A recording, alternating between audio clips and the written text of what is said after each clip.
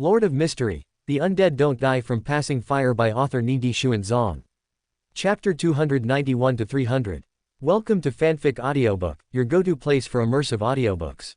If you enjoy the content, don't forget to like the video and subscribe to our channel for more amazing stories. And those who want to support me, I have a Patreon channel, get early access to video on Patreon. Chapter 291, The Truth. In the annals of the elf race, there is no concept of the first epic and the second epic. The earliest years were chaotic, dark, and insane for an unknown period, lacking written records. Only when the Beander races gradually gained some rationality and developed their own writing did living beings begin to have some understanding of history. The historical background explained by Shaddaz was no different from what Moon, Aimlin and Little Sun had previously mentioned. Overall, the second epic was divided into three stages. The budding era, where the ancient gods appeared one after another. The era of the first spark, where the elves, sanguine, and giants formed the pan-human alliance, to fight against non-human races and resist the pollution and erosion of devils and demonic wolves. After the blood ancestor Lilith, the king of mutants Kvastir, and the destruction magic wolf, Phlegray fell in an act of betrayal, the era of the first spark ended, and the twin era began, where giants and dragons were relatively dominant. During the Twin Era, the major Beander races distrusted each other, and no ancient god could form an alliance. Therefore, different races waged war on each other frequently, damaging the world, and it didn't stop for several hundred years. By the end of the Twin Era, the five major races had gradually formed a new balance. The North Continent, South Continent, East Continent, and the five great oceans had regained some peace. Shaddaz was born and grew up in this era until she entered Grossel's travels. Although the major Beander races essentially already had their own civilizations during the budding era, it must be admitted that among the early Beander races, tendencies towards tyranny, cruelty, coldness, and bloodlust were prevalent. Almost all Beander races were in at least a semi-out-of-control state. Among these, the elves, giants, and sanguine were relatively more rational, which is why most humans at that time also survived by depending on these three races. Besides them, the dragons, mutants, and phoenixes were significantly less rational, while the destruction magic wolf and devils had no rationality whatsoever. Klein raised his eyebrows slightly, looking thoughtful. The closer the form is to human, the lower the risk of losing control. So this was also one of the criteria for major Beander races choosing allies. Besides a similar appearance, having intelligence close to one's own was also an important criterion for judgment. Edwina said cautiously. You and Grossel don't seem to have the tendencies you mentioned. Grossel scratched his head and said honestly. That's because we were both born in the later period of the Twin Era. I'm not one of the oldest giants, not even the second or third generation. The earliest giants went mad from losing control and were generally cruel and tyrannical, but those ancient giants also had the instinct to mate and would produce offspring. Occasionally, more rational types would appear among the offspring, and these offspring would reproduce, causing the entire giant race to become increasingly stable. It's the same for elves. Early elves also had the risk of losing control, only the new generation of elves are relatively rational. Shaddaz didn't refute, as it was the truth, and there was no need for her to argue. For Beander races, tyranny and cruelty were not necessarily bad things. Because this often meant strength, while rationality, in many cases, would become an obstacle and weakness for survival. Shaddaz added, the Elvish language was created by the king in the budding era. The appearance of each word was accompanied by the birth of a first-generation elf. There were as many first-generation elves as there were words in the Elvish language. Like Grossel, I'm not a first-generation elf either, not even. Shaddaz paused. Not even the queen is a first-generation elf. Klein keenly noticed Shaddaz's disappointment and asked curiously. Is there a difference? Shaddaz glanced at him sideways and suddenly asked. Where is your home? Quote. Klein was momentarily stunned, then replied cautiously. I think it should be Backland. Shaddaz continued to press. What about your parents' home? If your parents are also from Backland, what about your parents' parents? Klein pondered for 2 seconds before saying. They are not, they came from a small place. Shaddaz said with a complex tone. It's the same for elves. According to legend, the elf race originated from the West Continent. The first-generation elves, led by the king, were all born in the West Continent. Therefore, for this portion of elves, returning to the West Continent was something they had always dreamed of, which is why similar legends could continue to circulate within the elf race. But for the new generation of elves, the West Continent is ethereal and traceless. Our hometown is the forest we rely on for survival, the place where the king and queen reside. Even Even the queen is not a first-generation elf, and she doesn't seem to believe the legend of the West Continent's origin that much. I once asked the queen about the rumors of the West Continent, and the queen's reply was, the West Continent might exist, or it might not. Every race needs to give itself a glorious origin, a hometown for the soul. The elf queen, Calamity Queen, Gohinam. Klein's expression was also slightly surprised, but there was also a hint of understanding. Was this why the elves ultimately chose to remain confined to Sunia Island instead of returning to the West Continent? Because only for the first-generation elves was the West Continent their hometown. However, most of these elves, born in the budding era, had likely died in the long years of war, with only a small portion surviving.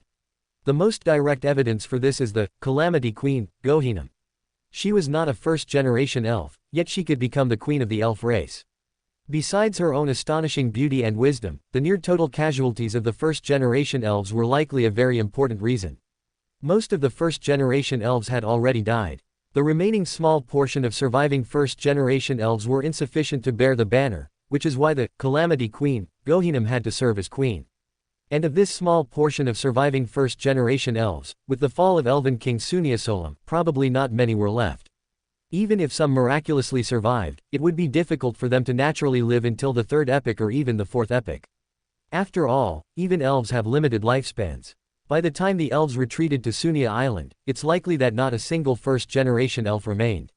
The rest were the new generation of elves, most of whom considered a certain deep forest on the East Continent, which is the forsaken land of the gods, as their hometown.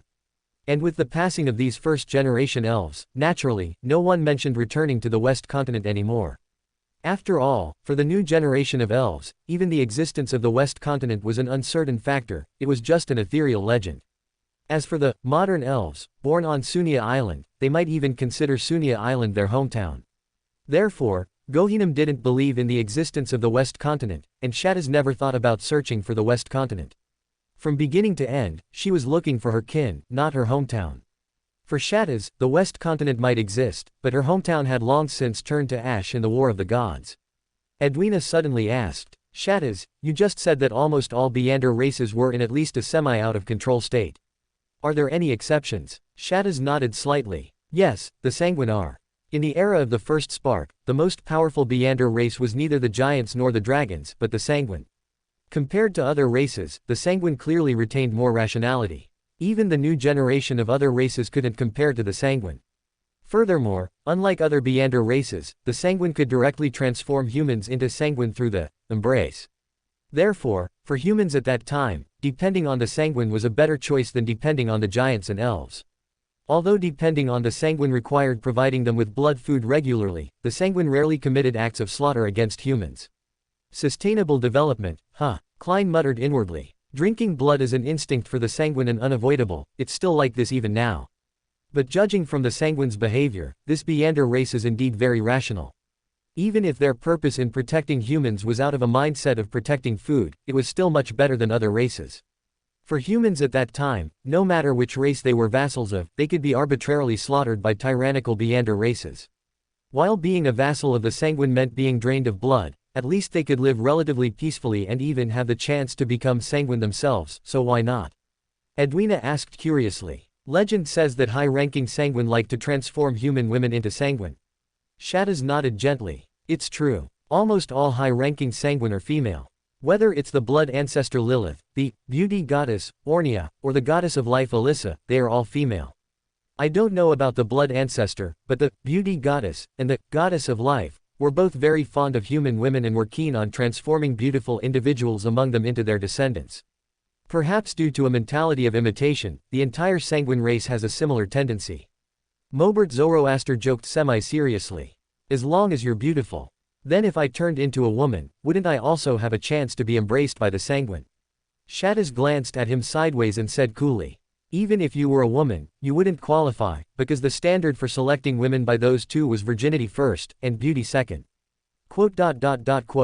Mobit's expression froze. Dragon Zell, standing nearby, was struggling hard and almost burst out laughing. Klein asked cautiously. When the blood ancestor fell, were there any special circumstances? Special circumstances. Shattaz was a little puzzled, but still answered seriously. When the blood ancestor perished together with the king of mutants Kvastir and the destruction magic wolf, Flegre, the king was not present at all. That accident was not within the elf race's expectations.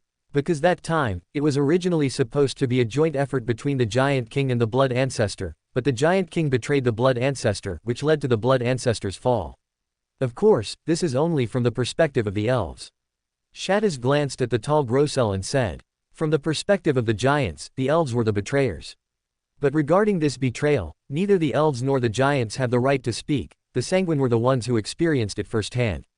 The fact is, after the Blood Ancestor fell, the beauty goddess, Ornia, chose to side with the elf race instead of the giants." Grossel scratched his head, hesitated for a moment, but still didn't speak up to refute. This statement made him feel very uncomfortable, finding it difficult to accept the fact that the giant race was the betrayer. But it is also an undeniable fact that the Sanguine sided with the elves and were hostile towards the giants. From whichever perspective, the giants seemed more like the betrayer. Grossel rumbled, "I will never betray my friends." Klein said semi-jokingly, "Don't generalize individual actions to the whole group." As soon as he said it, he regretted it a little, because it didn't quite fit Gehrman Sparrow's persona. Sure enough, Edwina gave Klein a strange look but didn't say much.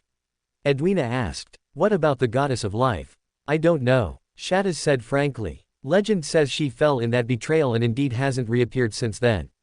But the queen believes the goddess of life didn't fall but deliberately disappeared.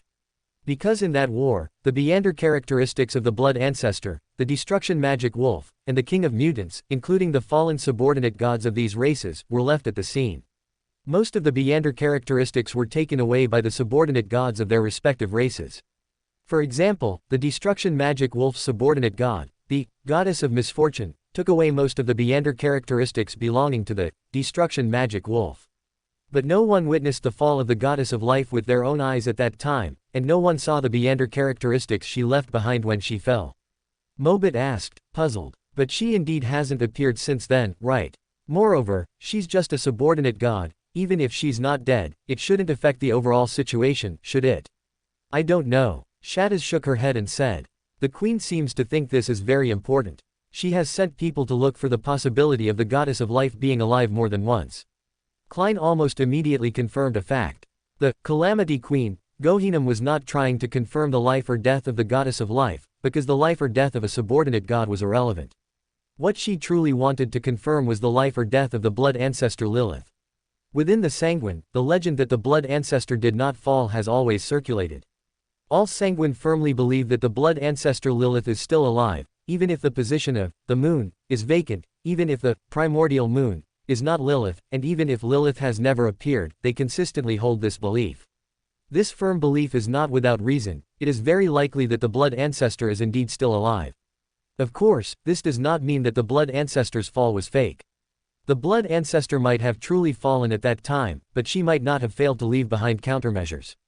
It's likely a case of a centipede dying but not stiffening up. And the Goddess of Life might be related to the countermeasures left by the Blood Ancestor, perhaps even related to the Blood Ancestor's resurrection, which is why the Calamity Queen would search for traces of the Goddess of Life. As long as it can be confirmed that the dead Goddess of Life is still alive, it can likely be confirmed that the Blood Ancestor is also not dead. But by the same logic, if the Calamity Queen could figure it out, other races should logically be able to figure it out as well. And similarly, in order for the Sanguine to conceal the truth that the Blood Ancestor is not dead, the Goddess of Life will not be found by anyone. Confirmed, positive. The day before yesterday, my whole body ached, I couldn't sleep, and it hurt all night. Yesterday was slightly better, only headache plus diarrhea. I originally thought it was getting better, but this morning I woke up and entered the plus stage, whole body ache plus diarrhea plus feeling like swallowing knives in my throat.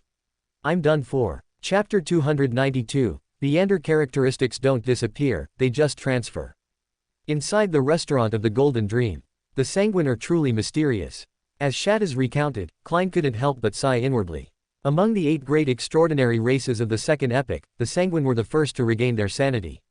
It's even possible that the Sanguine never truly went mad. Perhaps it was the peculiarity of their own pathway that made them less prone to losing control than other pathways, or perhaps the Sanguine possessed some special item that ensured newborn Sanguine weren't consumed by brutality and madness. But no matter the reason, the result was the same. Among the original 8 great extraordinary races, the Sanguine were the strongest.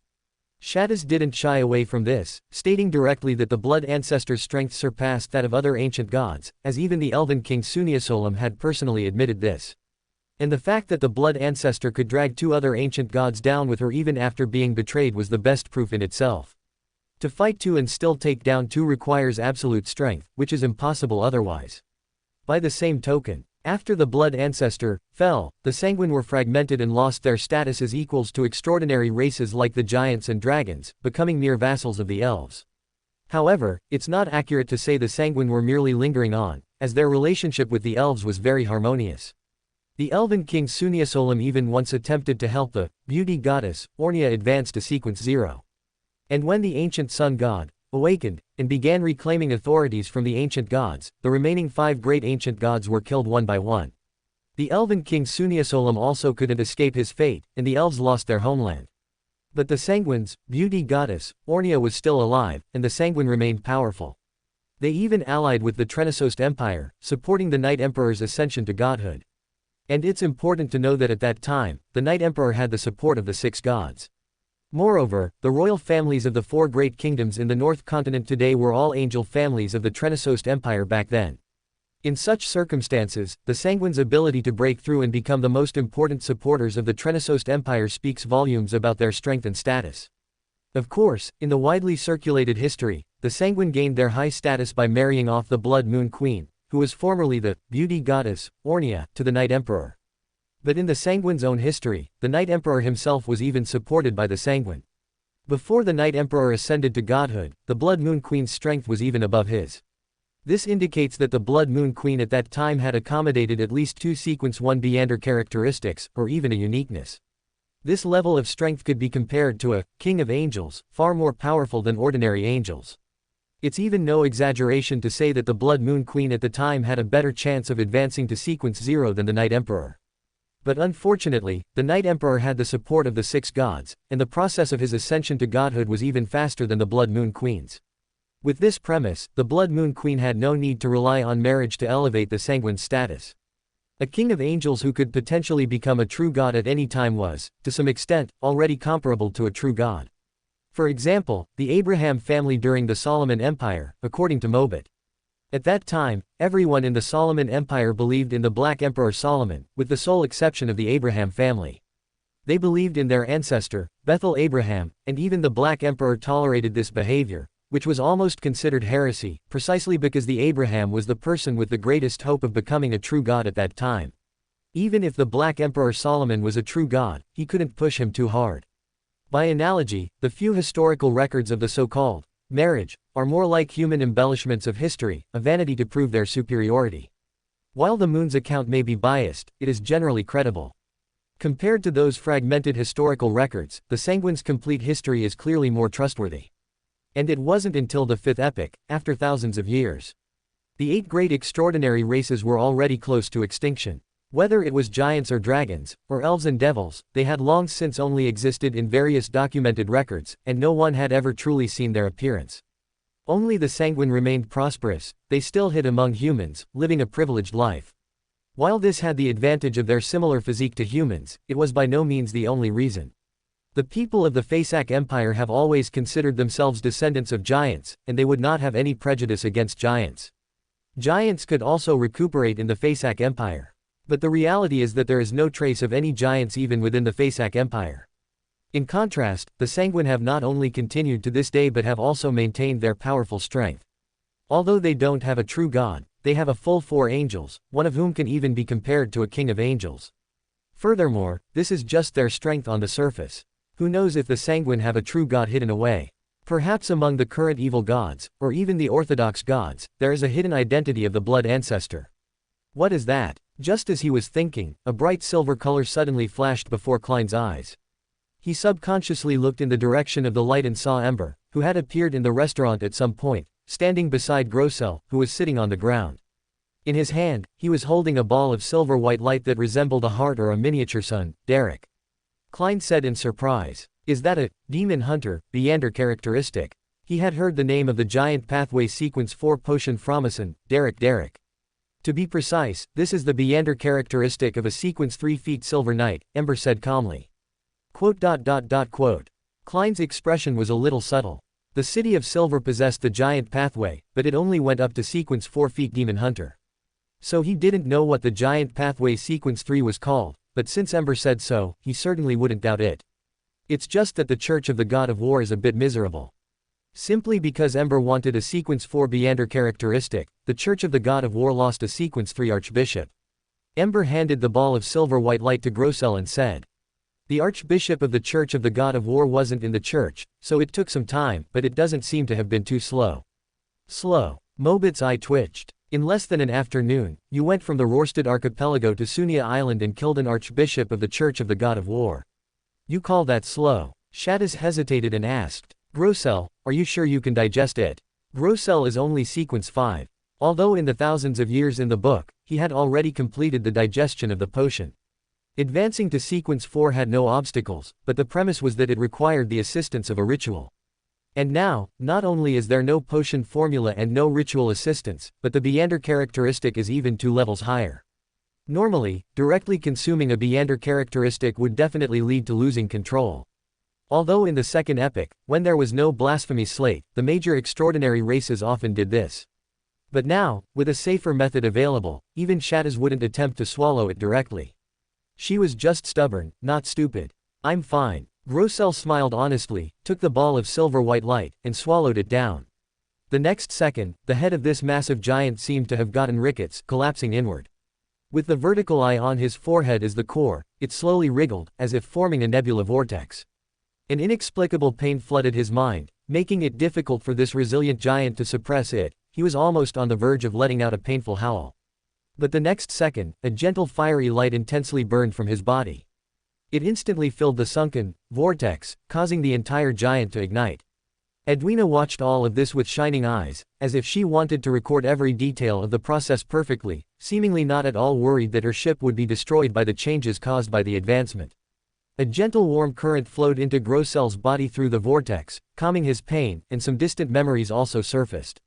There were his experiences living in the Giant King's court, and his encounters while guarding the decaying forest. All these experiences made him nostalgic and allowed him to understand the knowledge contained within a certain Beander characteristic. Anchors. At sequence 3, one is already a god in a certain sense and can respond to prayers within a certain range, thus requiring a certain number of anchors. Since it is not yet at the angel level, anchors may not be believers. They can be replaced by other things, such as those distinct imprints with mystical significance in one's life. The normal advancement from Demon Hunter to sequence 3 feet Silver Knight requires the assistance of a ritual, and even the blessing of a true god, for this very reason. Rituals can help them remain conscious during the pain, and the items required for the ritual and the blessing of a true god can also serve as anchors to stabilize their advancement, making their strength even greater. But now, none of this is present. There is no ritual, no anchor, and no blessing from a true god, only fire. And this flame, which seemed to burn everything in this world and also warm everything, was Grossel's anchor. When Grossel understood this, layered wings of illusory light grew from his back. They combined with the surrounding flames and continuously contracted inward, collapsing into a solid, magnificent yet weightless silver armor on Grossel's body surface. That's it. Mobit's eyes widened, clearly finding it somewhat unbelievable. It's important to know that Beyonders require the assistance of a ritual starting from sequence 5, otherwise the risk of losing control will increase linearly.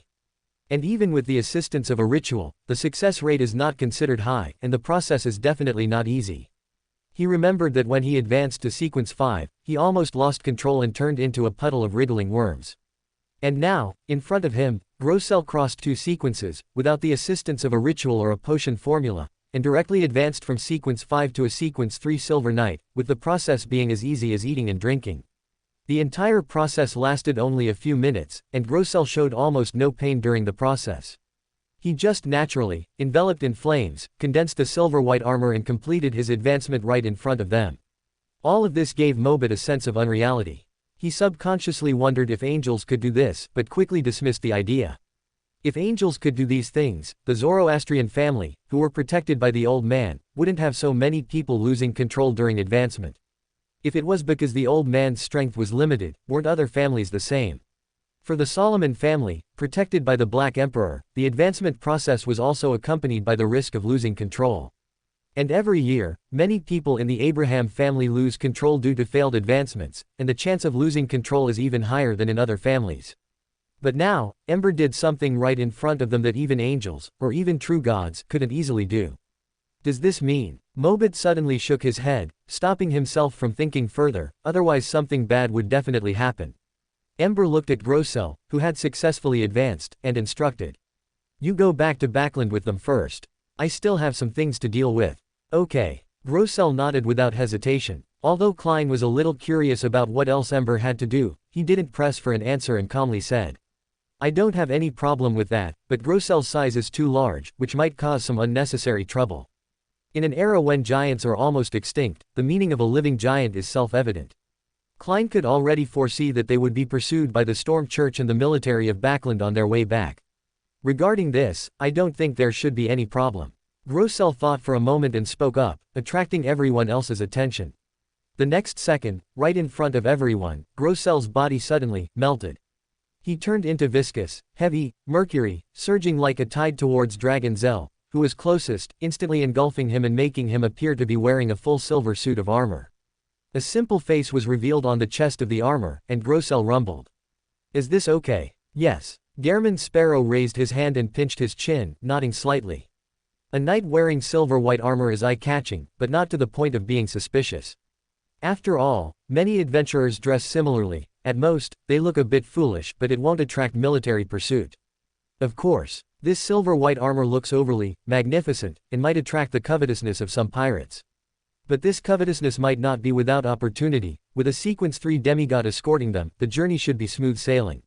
Thinking of this, Klein's mood immediately lightened considerably. Mobit suddenly asked, Are we leaving now? Edwina glanced at him, then subtly at Shattaz, and said. You can rest well in Byam for a night, and depart tomorrow. During this time, the Golden Dream will be anchored in the nearby waters. Mobit immediately looked at Shattaz with anticipation.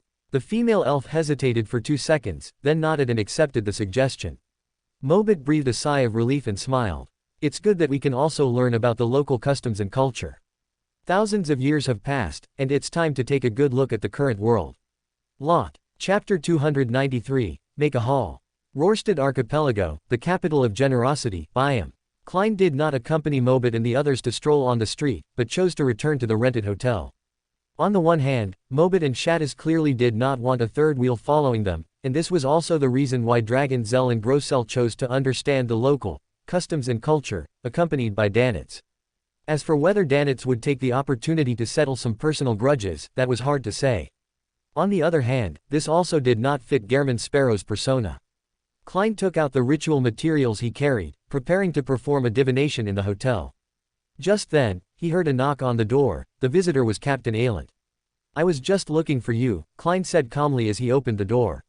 Ailent chuckled and said, No need. As long as you register with your own identity, I can find out where you live. The governor's mansion and the military are quite effective in controlling hotels. Klein nodded without speaking. What do you need me for? Ailent asked curiously. In his opinion, there was very little he could do to help this mad adventurer. Klein said, A few of my friends hope to return to Backland soon. Klein didn't ask Ailent if he had connections, because he knew the other party definitely did. Ailent raised an eyebrow. Such a matter could be handled directly by buying tickets from Byam to Pritz Harbor at the port. There was no need to specifically ask him for help, unless these friends of Gehrman Sparrow had some difficulties in purchasing tickets. Generally speaking, there were only 2 kinds of difficulties. One was not having enough money to buy tickets. After all, tickets from Byam to Pritz Harbor were not cheap. And the mad adventurer was clearly not someone short on money. The bounty for hunting any pirate was enough to buy all the berths on the ship. That is to say, there was something wrong with these people's identities. Ailent pondered for 2 seconds, then slowly said, No problem. White Agate happens to be returning to Pritz Harbor tomorrow, and there are still tickets left for the first-class cabin. Ailent was a smart person, so he quickly made a decision. There must be something wrong with those people's identities, but it shouldn't be a big problem, at least not pirates wanted by the Navy. After all, he was half a military intelligence officer, and Gehrman Sparrow knew this. If those people were famous pirates, Gehrman Sparrow wouldn't have come to him, a military person, for help. And as long as the other party wasn't a pirate, Ailent had no objections. He was always fearless. Klein remained silent, and after a long while, he slowly said, Thank you. Ailent waved his hand. Don't mention it, it's no trouble at all. Klein handed over a stack of gold pounds, exactly 50 pounds, no more, no less. Ailent's expression was a little surprised. Klein said hoarsely, "They only need one room."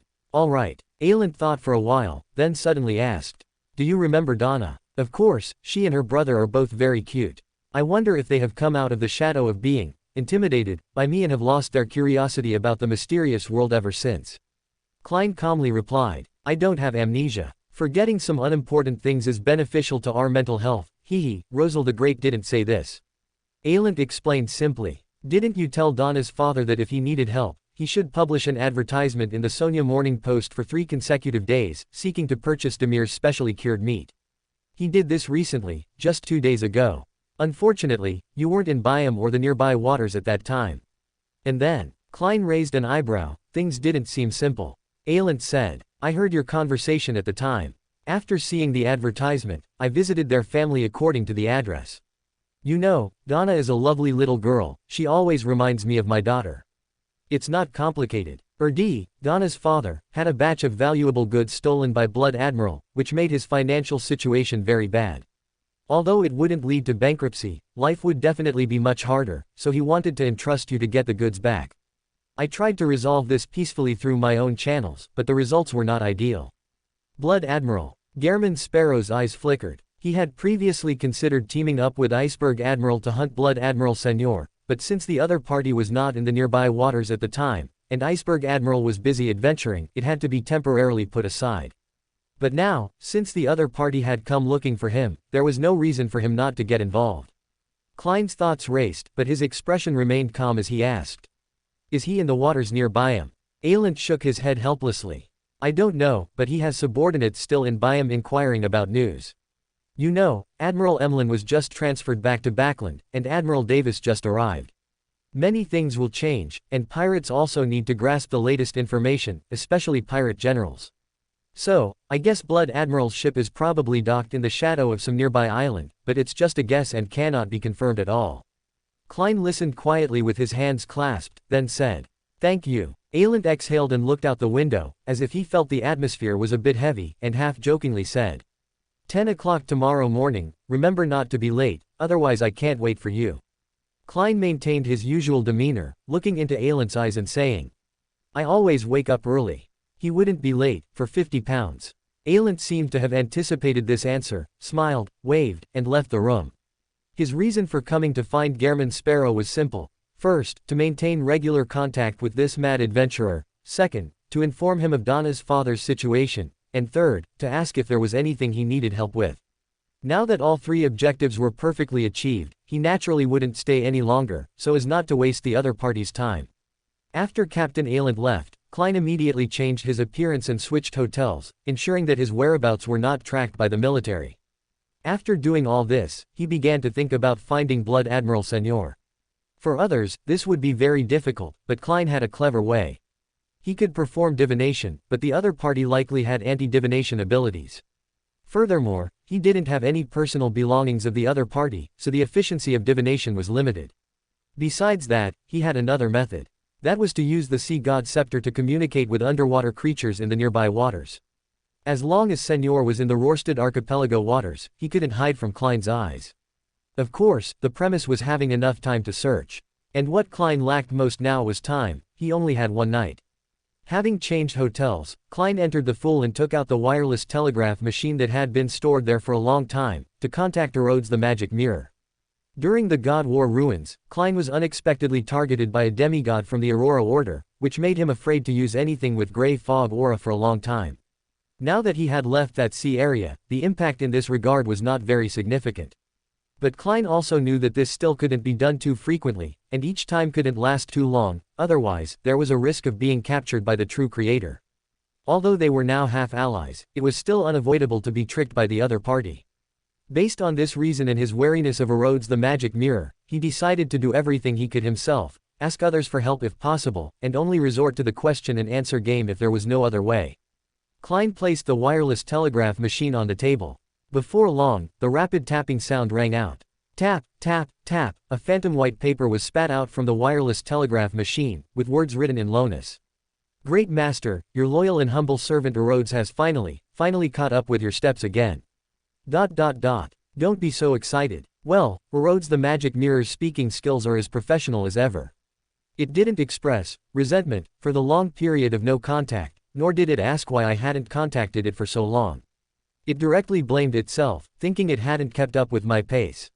It made me feel a little guilty, but I still need to be wary. For a moment, Klein didn't know how to respond. Rhodes didn't wait, using the wireless telegraph machine. Tap, tap, tap, it created an expression of cautiously peeking out on the phantom white paper. Great Master, ruler above the spirit world, your servant feels that you are one step closer to returning to your holy throne, is that right? Klein understood that the magic mirror was deliberately asking, and nodded frankly. Yes, you have answered my question. In exchange, as a rule I must obey, you may ask me a question. Rhodes typed quickly in response, adding a smiley face at the end. Klein didn't hesitate and asked directly. Where can I obtain potion formulas above Bizarro Sorcerer? A long section of phantom white paper was immediately spat out, filled with countless complex symbols, which then formed a mirror surface, presenting a real scene. It was a majestic mountain peak with a ruined palace on it. Inside the palace, a huge stone chair was vaguely visible. Klein was all too familiar with this scene. Without Rhodes the magic mirror's annotation, he knew what it symbolized. The treasure of the Antigonus family hidden in the main peak of the Honachus Mountains. Tisk, Klein thought to himself, as expected, it really is an inescapable destiny. Gathering his thoughts, Klein looked at the wireless telegraph machine, which had become dark and deep, and asked, where is Blood Admiral's current location? The content on the white paper was also a real scene. A fleet of ships was docked in the lee of an island, with towering cliffs behind them and undulating waves below. Among this fleet, the largest was a ship painted entirely black. The sail on its mast did not have the skull pattern commonly used by pirates, but instead depicted a large, lush, and twisted tree that seemed to be piled up from endless flesh and blood. Flesh tree. Rhodes immediately typed out a line of text. He is hiding in the shadow of Zemim Island. Zemim Island. Klein's expression became a little subtle.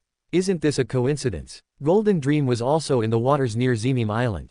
They actually didn't run into each other. No, Edwina had just arrived in Byam and didn't know the situation here, so she probably wouldn't have thought that Blood Admiral was also there. But Blood Admiral must have been there for more than just a day or two and would regularly scout the vicinity. He might have already discovered Golden Dream by now. Very good, it's your turn to ask a question. Klein did not show his inner emotions and said calmly. The tapping sound became a little slow, revealing some hesitation, and the phantom white paper was spat out little by little. Great Master, can I say something to you? Yes. Klein answered the question with a slight surprise, and looked forward to what Rhodes would say. The tapping sound suddenly sped up, showing obvious enthusiasm.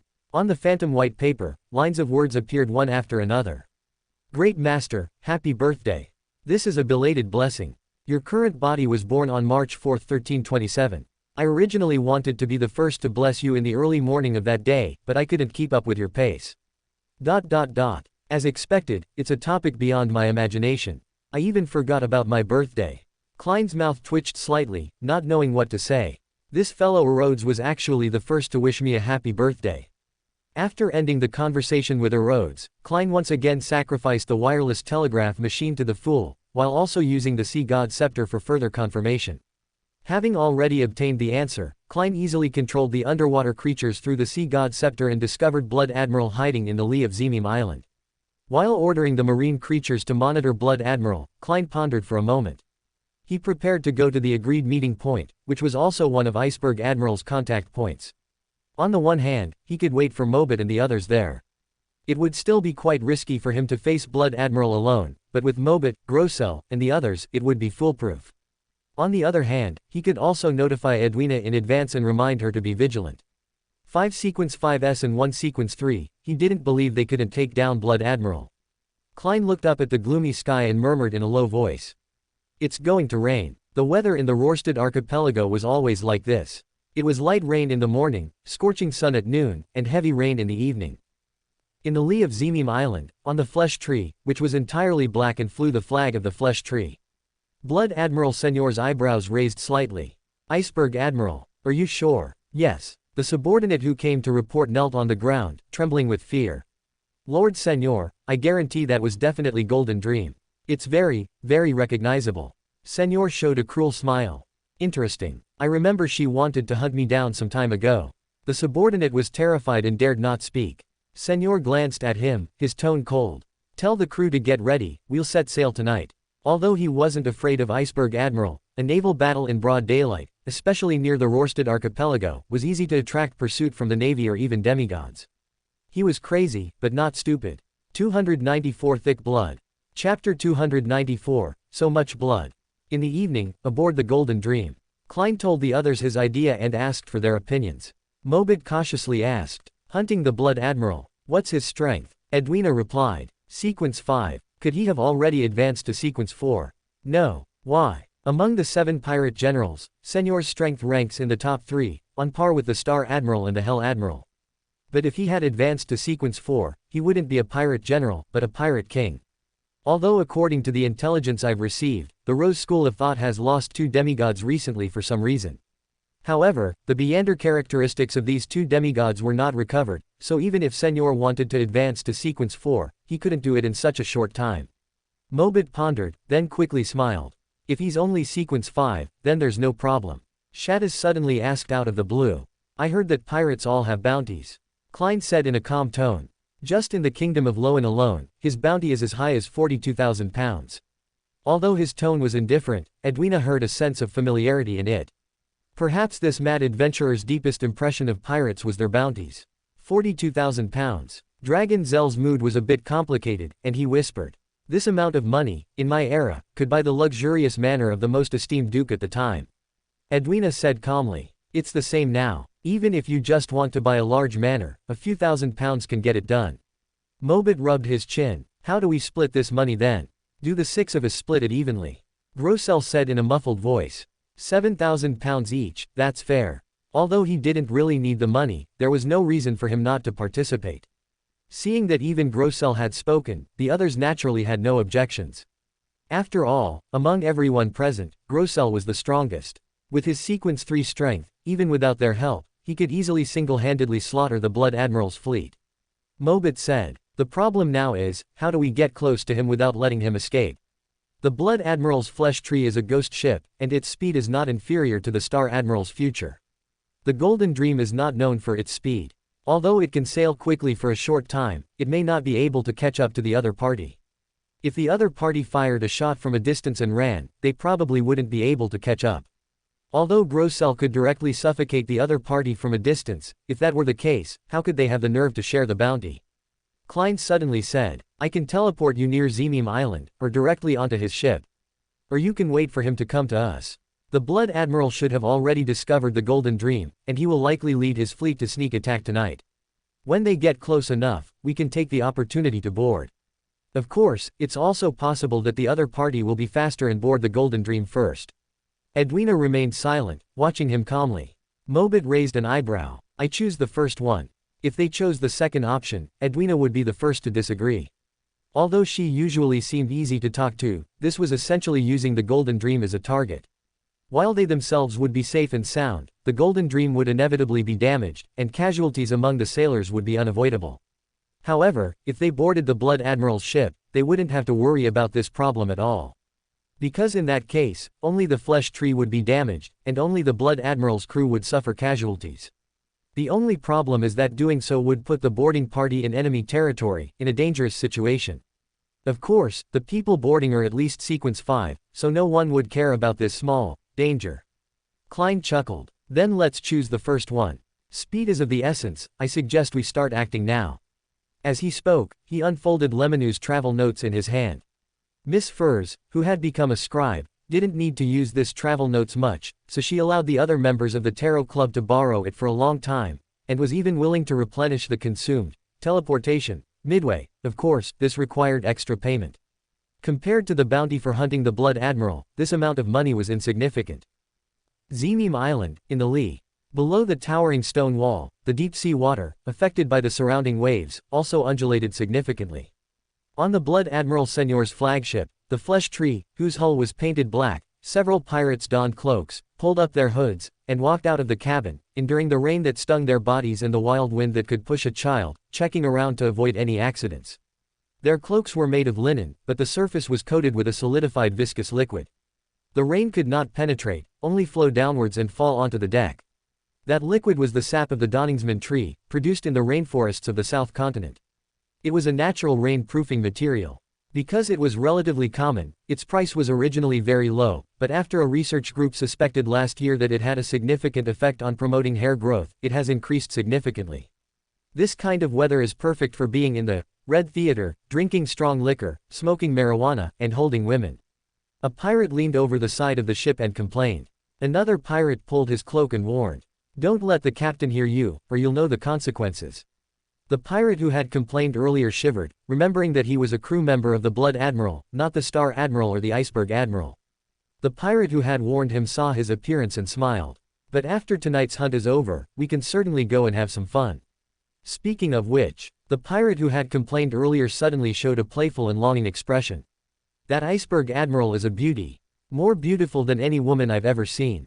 You say we stop dreaming." Another pirate mercilessly poured cold water on him and sneered. "Do you think that kind of woman would be available to us? Have you forgotten that noble lady we robbed during the last merchant ship raid? That skin, that figure, that appearance, tisk, it's simply, I don't know what to say. Anyway, I still can't forget it to this day. Unfortunately, she was played to death by the captain, and we couldn't even touch her corpse." As they spoke, they felt the area in front of them brighten slightly, and subconsciously looked up at the sky. In the pouring rain, within the dark clouds that obscured the red moon and the stars, a faint blue ethereal light flickered. Suddenly, a door suddenly appeared above the deck of the flesh tree. Several figures emerged from that door, a total of 5. 3 men and 2 women. 4 of them were unfamiliar, but one of the women made these pirates' expressions change drastically. Because this one was clearly the Iceberg Admiral they had just been discussing. "Quickly notify the captain." A pirate screamed in terror, but only the sound of blood gurgling came out of his mouth. Looking down, a sharp arrow was sticking out of his chest. The Blood Admiral was not a fool. He immediately noticed the anomaly on the deck and rushed out of the captain's cabin. At the same time, he saw the several people who had landed on the deck and immediately grinned, revealing a ferocious smile. "Edwina, you've come to seek death on your own." "Indeed." Klein chuckled lightly. They had indeed come to deliver death, to deliver Senor to death. Why waste so much time talking to him? Kill him. The short-tempered elf singer Shattaz didn't waste any words. Her hair spread out against natural laws, each strand glowing and entwined with electric light. She aimed her arrow at Senor above and firmly pulled back the bowstring. In the dark clouds gathered in the sky, flashing electric light burst forth, condensing on the arrowhead, like thunder. Senor's expression changed drastically, and his entire body instantly transformed into a dense mass of ethereal black lines that sank into the deck. Bang! Amidst the violent explosion, the arrow entwined with lightning leveled Senor's captain's cabin. The originally neat and luxurious wood and the deck were reduced to dust, but Onisol's figure had already disappeared. Meanwhile, inside the cabin below the deck, the ethereal black lines that Senor had transformed into had just sunk into the cabin when he suddenly discovered a figure that had been hiding in the darkness for a long time. It was Gehrman Sparrow, wearing a black trench coat, a top hat, and dressed more like a gentleman than a bounty hunter. When the ethereal black lines sank into the cabin, Klein, as if he had been waiting for a long time, raised the pistol in his hand towards the location where he was, and pulled the trigger without hesitation the moment the other party appeared. Bang! The bullet, accompanied by a desperate howl, swiftly flew towards the direction of the ethereal black lines. Senor's heart sank again, but he wasn't nervous. Because he hadn't planned to stay on this level at all. At this moment, he was about to continue downwards. Therefore, this attack would definitely miss. However, at this moment, Senor's mind suddenly went blank. He seemed to have forgotten what he was supposed to do, and stood there in a daze for a moment, without taking any effective action. Until that bullet hit his body and the floor next to him. Crack! The wooden floor was broken by the bullet, penetrating all the way to the bottom cabin. The power was undeniable. Klein frowned and continued to pull the trigger on Senor without hesitation. Da. A large number of bullets formed a dense storm of metal that shot towards Senor, but they all missed in succession without exception. But fortunately, this kind of edge tracing still had its limits. As long as enough shots were fired, one would eventually hit the jackpot. PFF'd. A bullet penetrated Senor's body without any obstruction, and the accompanying desperate howl entered Senor's brain, causing him to let out a painful scream. His body automatically exited the ghostly state because of this, and he painfully curled up on the cabin floor. On the other side, a man in his 30s, dressed strangely, wearing a pointed and hard black hat, with his coat buttons mismatched, asymmetrical, and uncoordinated, making people uncomfortable, also walked out of the darkness. The pointed toes of his leather boots curled up high, quite like a clown in a circus, and he had an arrogant and disdainful smile on his face. I thought it would be more difficult. This is much easier to deal with than the Northern King. Senor didn't know who the Northern King was. He endured the spiritual pain and torment, struggling to use his Beyonder abilities. But every time before he could start acting, his mind would suddenly go blank. And then, that mad adventurer would add another shot with a poker face, making the desperate howl intensify and continuously deepen the pain and torment inflicted on him. And this kind of pain and torment made Senor's thinking more and more difficult, and what was stolen became easier and easier. Klein, who had already become Sequence 5, could temporarily try to control those few demigod-level Beyonder items. Among them, Rivera's desperate howl was the one with the smallest side effects, and also the most valuable Beyonder item for Klein at this stage. After all, ever since he became a Beyonder, his main attack method has been firearms. Although air bullets can replace ordinary pistols, it would naturally be best if there was a Beyonder item with firearm functions. In just a moment, Senor had completely lost his breath, being shot into a pool of bloody pulp that flowed outwards. The process was quite easy, so easy that Klein even had an illusion. Maybe I can hunt a pirate king, Klein thought half-jokingly. Although he had expected from the beginning that with so many of them making a move, the outcome would definitely be Senor's tragic death. But he had expected the process to be more difficult. As a pirate general, Senor must have had many life-saving methods. But he still underestimated their combined strength. Senor had no room to resist in front of them. Of course, Klein was just joking. Pirate generals and pirate kings are not on the same level at all.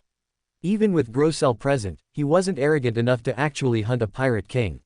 For example, that Queen Mystic, she is already an angel. Although the strongest among the nominal pirate kings is still the King of Five Seas Nast Solomon, he is at most a Sequence 3 demigod. Even if he has many methods, he is still somewhat lacking compared to a genuine angel. While thinking, Klein walked over to Senor and reached out to his neck, taking off the pure silver necklace. The necklace had a pendant of the same color that resembled an ancient coin, with mysterious patterns and symbols covering both sides. And it was inscribed with a passage of ancient Hermes language. However lucky you are now, you will be just as unlucky later. No wonder he had so much blood. Klein raised an eyebrow slightly and muttered to himself. You guys aren't done yet. A woman's impatient voice came from the hole in the deck above. Done, done. Mobit quickly admitted his mistake. We'll come up now. Chapter 295, Father. In the world within the book, the original severe cold had long receded, replaced by a realm of vibrant life and thriving growth. A city with outer walls exceeding 15 meters stood not far away. Gate guards in leather armor stood at the city gate entrance, inspecting the comings and goings of pedestrians, collecting an entry tax from each one. Several large characters engraved on the city gate proclaimed the city's name. Peso. Within Peso City, in a relatively secluded area, stood a church built of stone blocks, its appearance rough and unpolished. The most striking and exquisite feature inside was an altar, upon which stood a wooden cross and a tall figure bearing a cross.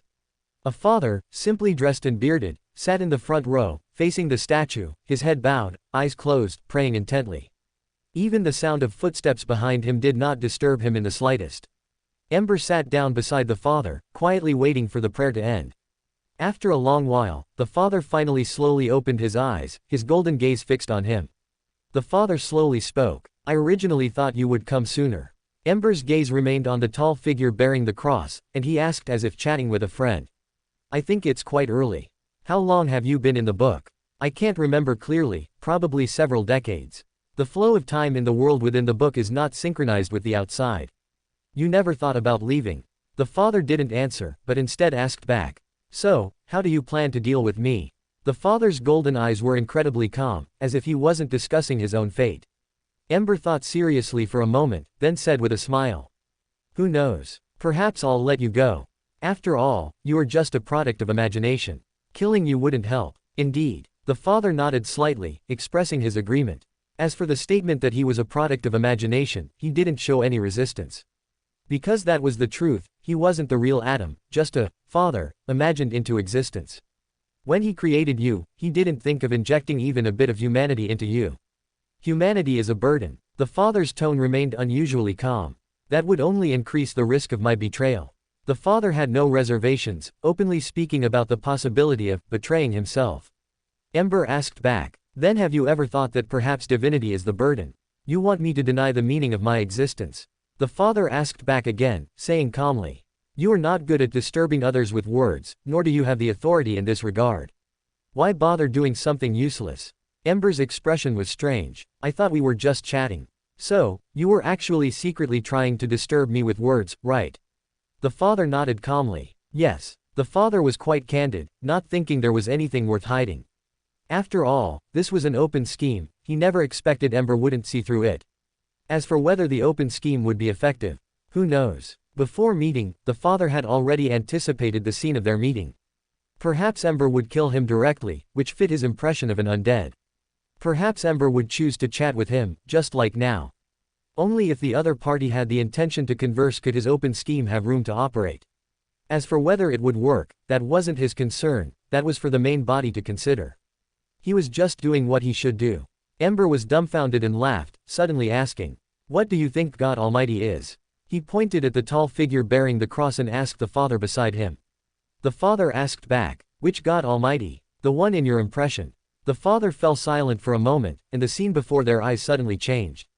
The original stone-built church disappeared, replaced by another church, an exceptionally majestic one. Classical stone columns supported the towering dome, yet they didn't fragment the hall, which remained incredibly spacious. The gate of this church was too tall and wide even for giants, and on each side, candles placed in silver cups emitted a warm glow. The altar at the very front was grand and magnificent, above which stood a grayish-white cross and a statue bearing a cross. They were still sitting in the first row, facing the altar, looking at each other. The father's tone was calm. "I am God Almighty. Let me correct that." Ember interrupted the father, and the magnificent church instantly vanished into thin air. They were back in the simple stone church, but Ember said very seriously. "What you said should be your main body, or rather, your main body's main body from before." The father's tone was still flat. "We are originally one. Therefore, I am God Almighty." The stone church was replaced by the magnificent church once again. This time, Ember didn't interrupt him, but calmly watched him. Invisible fluctuations arose, and the altar in front of the church suddenly blurred. This grand and magnificent object, along with the cross and statue above it, simultaneously blurred and twisted, then suddenly expanded, erupting in light and shadow that wasn't particularly intense. This light and shadow intertwined to form a three-dimensional image, a majestic and continuous mountain range, its main peak soaring into the clouds. However, the white clouds didn't dare to cover the main peak, separating on their own to the sides. At the summit of that mountain stood a gigantic cross, taller than the mountain itself. In front of it sat a majestic figure veiled in layers of light. 2-winged, 4-winged, and 6-winged angels, some holding horns, some playing harps, some blowing flutes, circled and danced around the majestic figure, praising and singing at times. 8 blurry figures with 12 pairs of wings on their backs clustered around the majestic god, either sitting at his feet, leaning against him with dependence, or floating on either side, awaiting orders. In this grand scene, Ember suddenly spoke. 8 angels, more than half chose to betray. This fits my impression of God Almighty very well. What was that painting called? The father calmly provided the answer. The Last Supper. Ember exclaimed in admiration. Right, the Feast of Judas. The father nodded gently. They were indeed Judas. Ember stroked his chin and asked in confusion. Didn't you see all of this at that time? The father turned his head again and said with clear eyes. To resist the primordial one's revival, I expelled the characteristics of visionary and error, giving birth to Adam and Amen. But he still revived within me, forcing me to use my backup plan too early and ultimately having to choose to kill myself. In my state at that time, I couldn't see too many things. Even though I knew they would betray me, I still had to act, because I had no other choice. However, the main subjects of the betrayal were different from what I expected. Adam and Amen were born to resist the primordial one, their birth was intrinsically linked to the primordial one. Harabergen was an opportunist. His becoming a king of angels was merely a gesture to appease other races, he himself was not trustworthy. The others were all nurtured by me, I treated them like my own children. But among these people, half chose to betray. Even though I had given them enough, they never knew what contentment was. As for the others, the father paused for a moment, then slowly spoke. Night was nurtured by me, and Lilith also owed me a favor.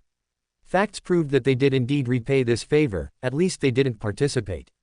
Otherwise, I probably would have had a hard time surviving at that time. The only thing that surprised me was that they were all your people. The father sighed softly, seemingly with some regret. I originally thought Night and Lilith would restrain each other, with the god of combat, who was their mortal enemy, also present. Even if one of them harbored ill intentions, the three restraining each other would prevent any accidents. But I forgot that she was the god of combat's mother, and Night had known her for a long time. They both chose to stand by. Ember asked thoughtfully, "What about Miss and Sister Fried?" The father leaned slightly forward and briefly explained. "They were not within my plan. In my original plan, they weren't there at all. Perhaps Night contacted them, or perhaps they came uninvited, but all of this had nothing to do with my scheme. Although their appearance didn't affect the outcome, it was still an unstable factor. So even up until now, Harabergen and the others don't know the true identities of these people. Even when I first met you, I didn't connect all of this. By the time I truly understood, everything was already set in stone. Did you awaken when you became a visionary?" "No." The father looked straight ahead and answered gently, "When I fell, and the truth was born. He inherited humanity, while you were left with only divinity. Why didn't you just have the same person inherit both from the start? That would lose the visionary pathway, just like Aemon. That would only make my situation worse. Even if it meant sacrificing a son." The father said calmly. "This was a necessary sacrifice. Their birth was originally an accident. If you could split into three, would even Aemon be unable to escape your deadly grasp?" "No." The father denied. "His pathway isn't suitable for me, it would only make me verge on losing control again." Ember asked back, "Then why didn't you just let Aemon become a god from the start? If he could become a god, perhaps your situation at that time wouldn't have been so bad, right?" The father's golden eyes, which seemed to contain no impurities, were still calm. A naturally born mythical creature and a naturally born god are two different concepts. Being a naturally born mythical creature already gave him some flaws. Being a naturally born god would make him lose control directly. By the time he grew up, my state no longer allowed me to help him become a god. Furthermore, at that time, I lacked sufficient trust in him. He might help me, but he might also betray me. If he became a god, whether the truth could survive was an unknown." Within the Grand Divine Hall, the enshrined god calmly narrated the fact that he did not trust his own son. Ember shook his head and asked, "Do you know why I'm telling you so much?" The father's eyes were clear. "You are examining who is more worth investing in, me or the truth. But this is meaningless. For me, we are originally one. No matter who you invest in, I will be the one who benefits." Ember was dumbfounded and laughed.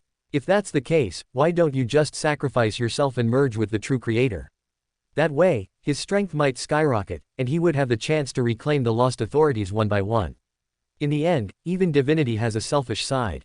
The father said with a gentle expression. "Everything has a selfish side.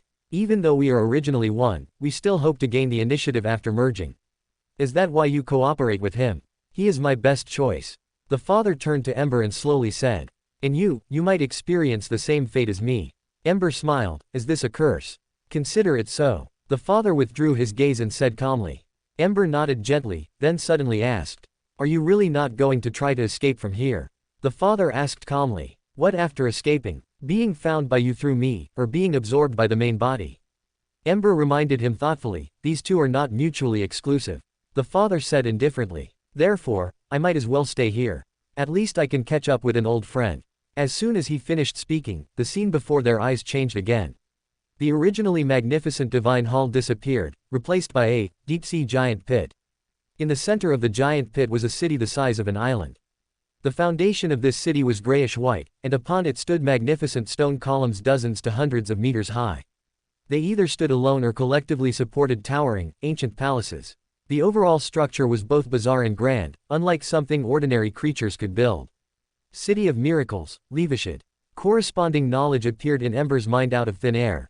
Levishid was a floating city imagined into existence by the ancient god, the dragon of imagination Anquelt. In every aspect, it could be called a miracle, even a divine sign. It was grander and more vast than the giant king's court, possessing alien characteristics. Each stone column was nearly 100 meters high, resembling seats for dragons to rest upon. It was the kind of city that was unforgettable just by hearing about it. Ember suddenly asked, "Can you do something similar?" "Easily. I mean now. Slightly difficult." Ember smiled and didn't expose him. The father stood up from his chair, making an invitation for the first time. "If you are going to explore the giant king's court, you might as well take this opportunity to properly explore the divine kingdom of another ancient god first." Ember readily accepted. "You lead the way." The father took a step and reappeared within the magnificent city of miracles. This was the ocean of subconsciousness. The father of the visionary pathway was like a fish in water here, able to exert his strength to the maximum extent. Levishid was very large, even flying would take several days to cover the entire distance.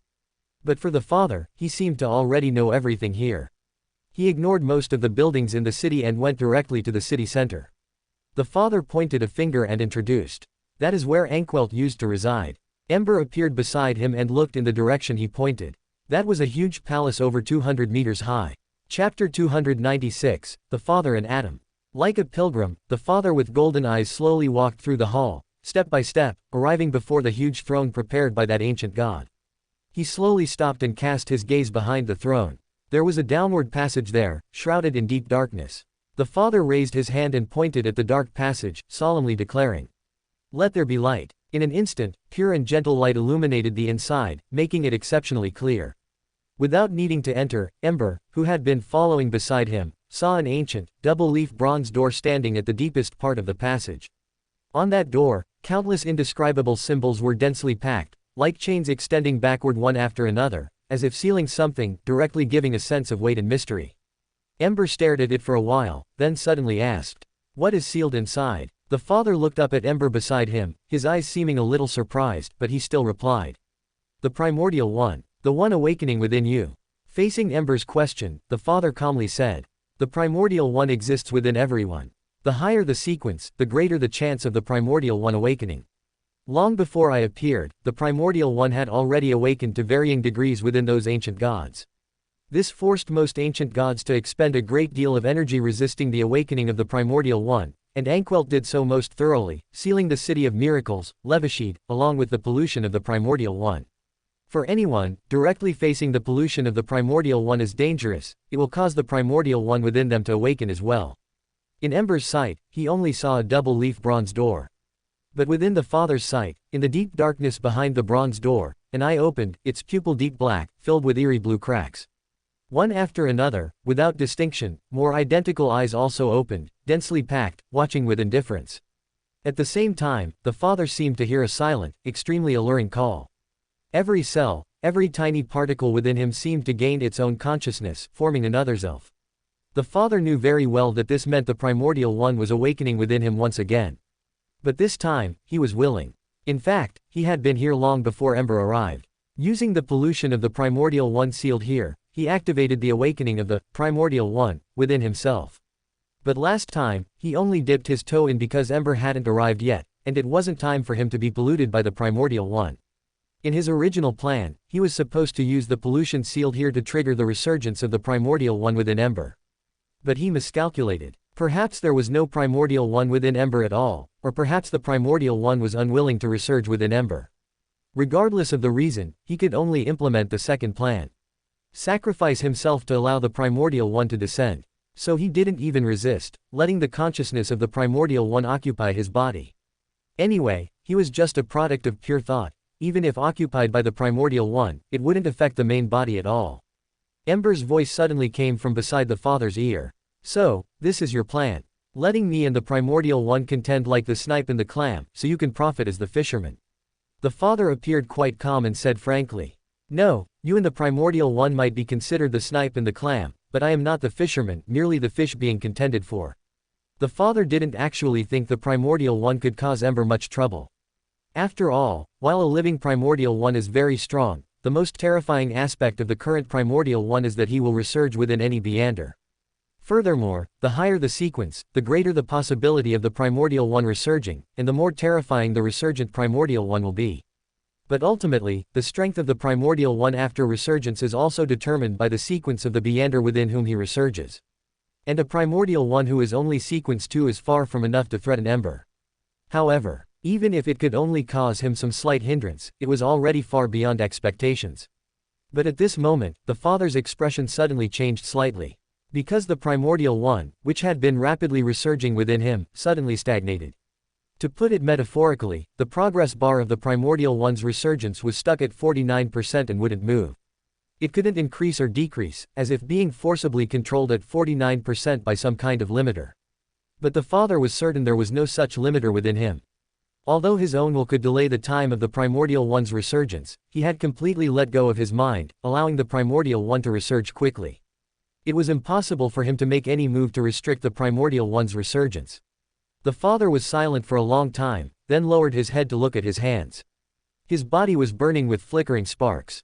Ember asked with a smile. I imagine Adam wouldn't welcome your return, right? The father remained silent. The next second, the scene before his eyes changed. The magnificent city of miracles disappeared. He was no longer inside that grand palace, nor even in the stone-built church. Before him, there was only the boundless azure sea. And the Primordial One's will, which had been stagnant within him, began to resurge once again. Only this time, the father hesitated for a long time and ultimately suppressed it by force, acting on his own will. A will that belonged not to Adam, but to the father himself. Woo! Amidst the whistle, the long steam train rumbled into Backland. Klein, carrying his suitcase, once again stepped onto the land of this, city of 10,000, the land of hope. He found the fog much thinner than before, without the obvious pale yellow hue, and the gas streetlights on the platform had not been lit early to dispel the gloom and dimness. In fact, 3 days ago, he had already arrived at Pritz Harbor with Mobit and 2 others aboard the White Agate. But he didn't go directly to Backland. Instead, he chose to temporarily separate from Mobit and the others, change his identity, and travel alone to Kanat City in Dixie County. On one hand, he didn't want to return to Backland as Gehrman Sparrow, nor did he want his new identity to be known by Mobit and the others. On the other hand, he also needed to fulfill his promise, help convey the last words of the Nighthawk imprisoned by creeping hunger, and return his Beander characteristic at the local church. Thanks to the popularization of steam trains, the entire journey only took 3 days. And Klein also obtained a new identity from the local gang, Don Tangte. As Don Tangte, Klein rented a room in a high-end hotel in Hillston District. Although the price of 10 solely per night pained Klein's heart, he could only grit his teeth and endure it to fit the persona. It's all right, I'm not staying for many days anyway. After comforting himself, Klein put on his double-breasted long formal wear, donned his hat, left the room, and walked onto the street. Holding an umbrella, he circled around to another street. Taking advantage of the distant streetlights and the misty drizzle, he suddenly changed back into the appearance of Sherlock Moriarty. He planned to visit a few old friends. Backland Bridge District, Braveheart's Bar. In the billiards room, Ian, wearing an old coat, placed a thick stack of documents on the table and cleared his throat, saying, Mr. Dragon Zell, I regret to inform you that there is currently neither a Northwest District nor De La Hell Street. As he spoke, Ian changed the subject. But fortunately, we found the city's urban planning records.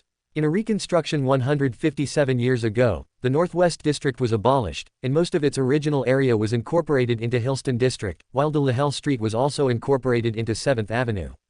As for the former De La Hell Street number 18, it should be the current 7th Avenue No. 265. But the surname of the person living there is not Edward, but Strange. Dragon Zell silently flipped through the documents on the table and asked after a long time. What else did you find? A lot. Ian shrugged, saying helplessly. There are at least 8,000 people surnamed Edward in Backland, if not 10,000.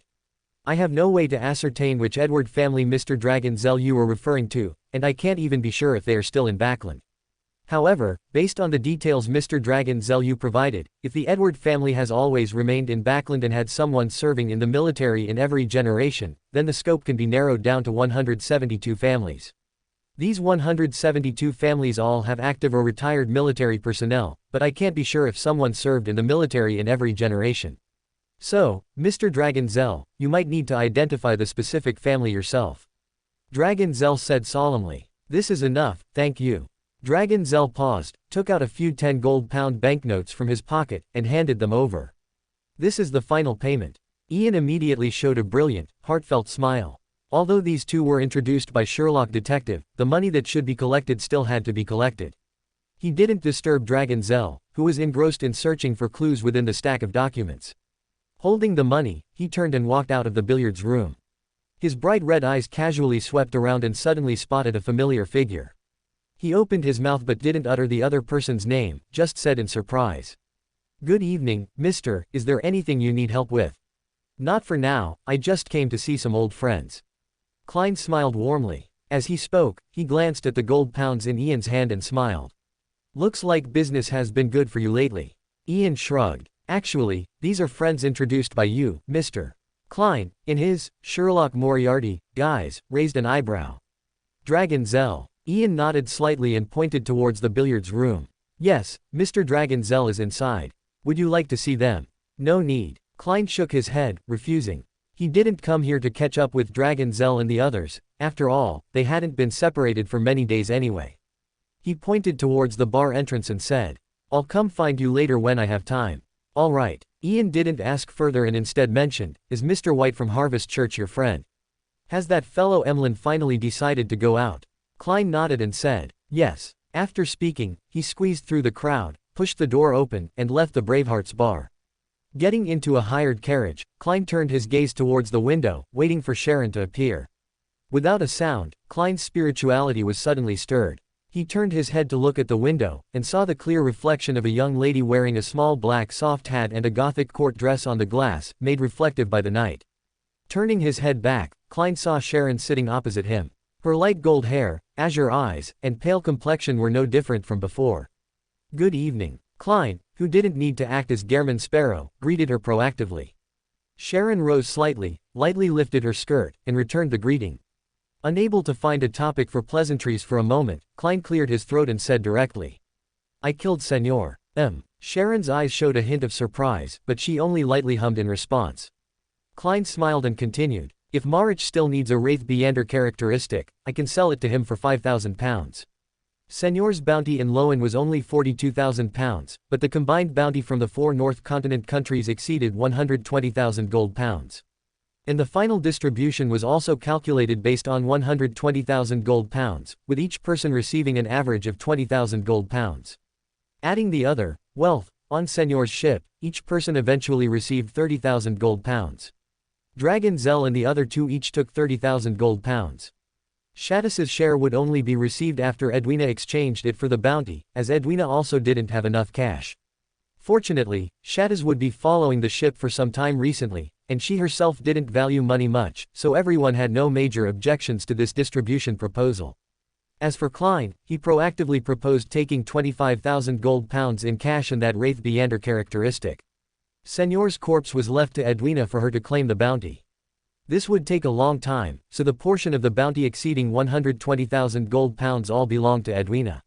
Of course, this also included the bounties on Senor's subordinates. The entire Blood Admiral's fleet was wiped out by them. The bounties on Senor's subordinates also added up to tens of thousands of gold pounds. The only issue was that getting this money would take a significant amount of time and also require some connections. Sharon simply replied, I need a few days. Klein nodded gently. After all, £5,000 was not a small sum. Speaking of this, he took out his fountain pen and notepad, quickly wrote down the method for summoning his messenger, and handed it over. If you have anything, you can write to me. Sharon took the paper, looked at it carefully, and said, I am at the Bravehearts bar. Letters can be sent to 126 Guard Street, Hillston District, addressed to Mrs. Maria. All right. North District, Samuel Church. Mobert Zoroaster sat on the edge of a long bench in the middle of the prayer hall, silently lowering his head to pray. He was certainly not a believer of the Evernight goddess, and could even be considered a complete heretic. But this didn't prevent him from coming to the Evernight goddess's church to pretend to pray. Anyway, he didn't expect to receive the Evernight goddess's blessing, so whether he was sincere or not didn't matter. His purpose for coming here was to wait for someone. He had been waiting here for 2 days, but hadn't been able to meet the person he wanted to see as he wished. As he was thinking, Mobit's spirituality was suddenly stirred. Instinctively, he opened his eyes and looked to the left. He immediately saw a nighthawk with ink-black hair and green eyes. He wasn't wearing the trench coat nighthawks usually wore, a white shirt untucked at the waist paired with straight trousers and a black vest. His style was quite casual. Chapter 297, Forsaken Land of the Gods. As Mobit watched Leonard also noticed him. Mainly, this person's attire was quite peculiar, making it difficult not to notice. He wore a pointed, stiff black hat, and his coat buttons were unevenly placed, creating a chaotic and asymmetrical look. Additionally, his leather boots had sharply upturned toes, resembling those of a clown in a circus. Although the gentleman had a decent face, flaxen hair, deep brown eyes, a high nose bridge, and thin lips, even while sitting, he exuded an air of arrogance. This extremely mismatched dressing style immediately reminded Leonard of the Fourth Epoch, when both the Solomon Empire, the Tudor dynasty, and the Trenasost Empire all favored asymmetrical beauty. characterized by defying common sense, being messy and asymmetrical, and a love for black. It was because of this that Leonard's first impression of him was a fervent enthusiast of Fourth Epic history. But at this moment, a slightly surprised old voice sounded in his mind. How could it be him? How could he still be alive? Who is he? The old man's acquaintance. Leonard's expression flickered, and he prepared to leave first and then ask the old man for details. But just then, the voice in his mind spoke again. Ask him his name. Leonard Mitchell asked without revealing his emotions. Mister, what is your name? Mobert Zoroaster had been watching the young man with black hair and green eyes before him. Hearing him ask, he smiled slightly. Mobert Zoroaster. Leonard's expression shifted slightly, and just as he was about to continue asking, the old voice in his mind spoke again. Take him out of the church and find a quiet place. I want to have a good talk with him. Leonard could hear the reminiscence and complex tone in the old voice. After a moment of hesitation, he didn't refuse. He just gave Mobit a subtle gesture and turned to walk out of the church. Mobit looked thoughtfully in the direction Leonard had left, and after thinking for a moment, he followed. Walking out of St. Samuel Cathedral, Leonard crossed the square where many white doves perched. As if completely unaware that someone was following him, he stopped in the square and fed the white doves for a few minutes. Only after doing all this did he turn around and walk into a private room in a nearby coffee shop. And the gentleman who had been following him all along also followed unhurriedly. Not long after Leonard entered the private room, he slowly pulled open the door and walked in. As soon as Mobit entered the private room, he smiled and greeted him in a relaxed tone. Yo, old man, you're really still alive. As he spoke, he plopped down in the seat opposite Leonard, making himself right at home. Old man. Leonard's eyes flickered. Why did he call him old man? A slightly self-deprecating old voice sounded in the private room. I'm an angel of sequence 1, after all. How could I die so easily? As for you, I remember that when you disappeared, the Solomon Empire hadn't even been destroyed. How did you live until now? Lived until now. He's an ancient person from the Solomon Empire. A storm surged in Leonard's heart. To have lived from the Fourth Epic until now, he would have to be at least a demigod.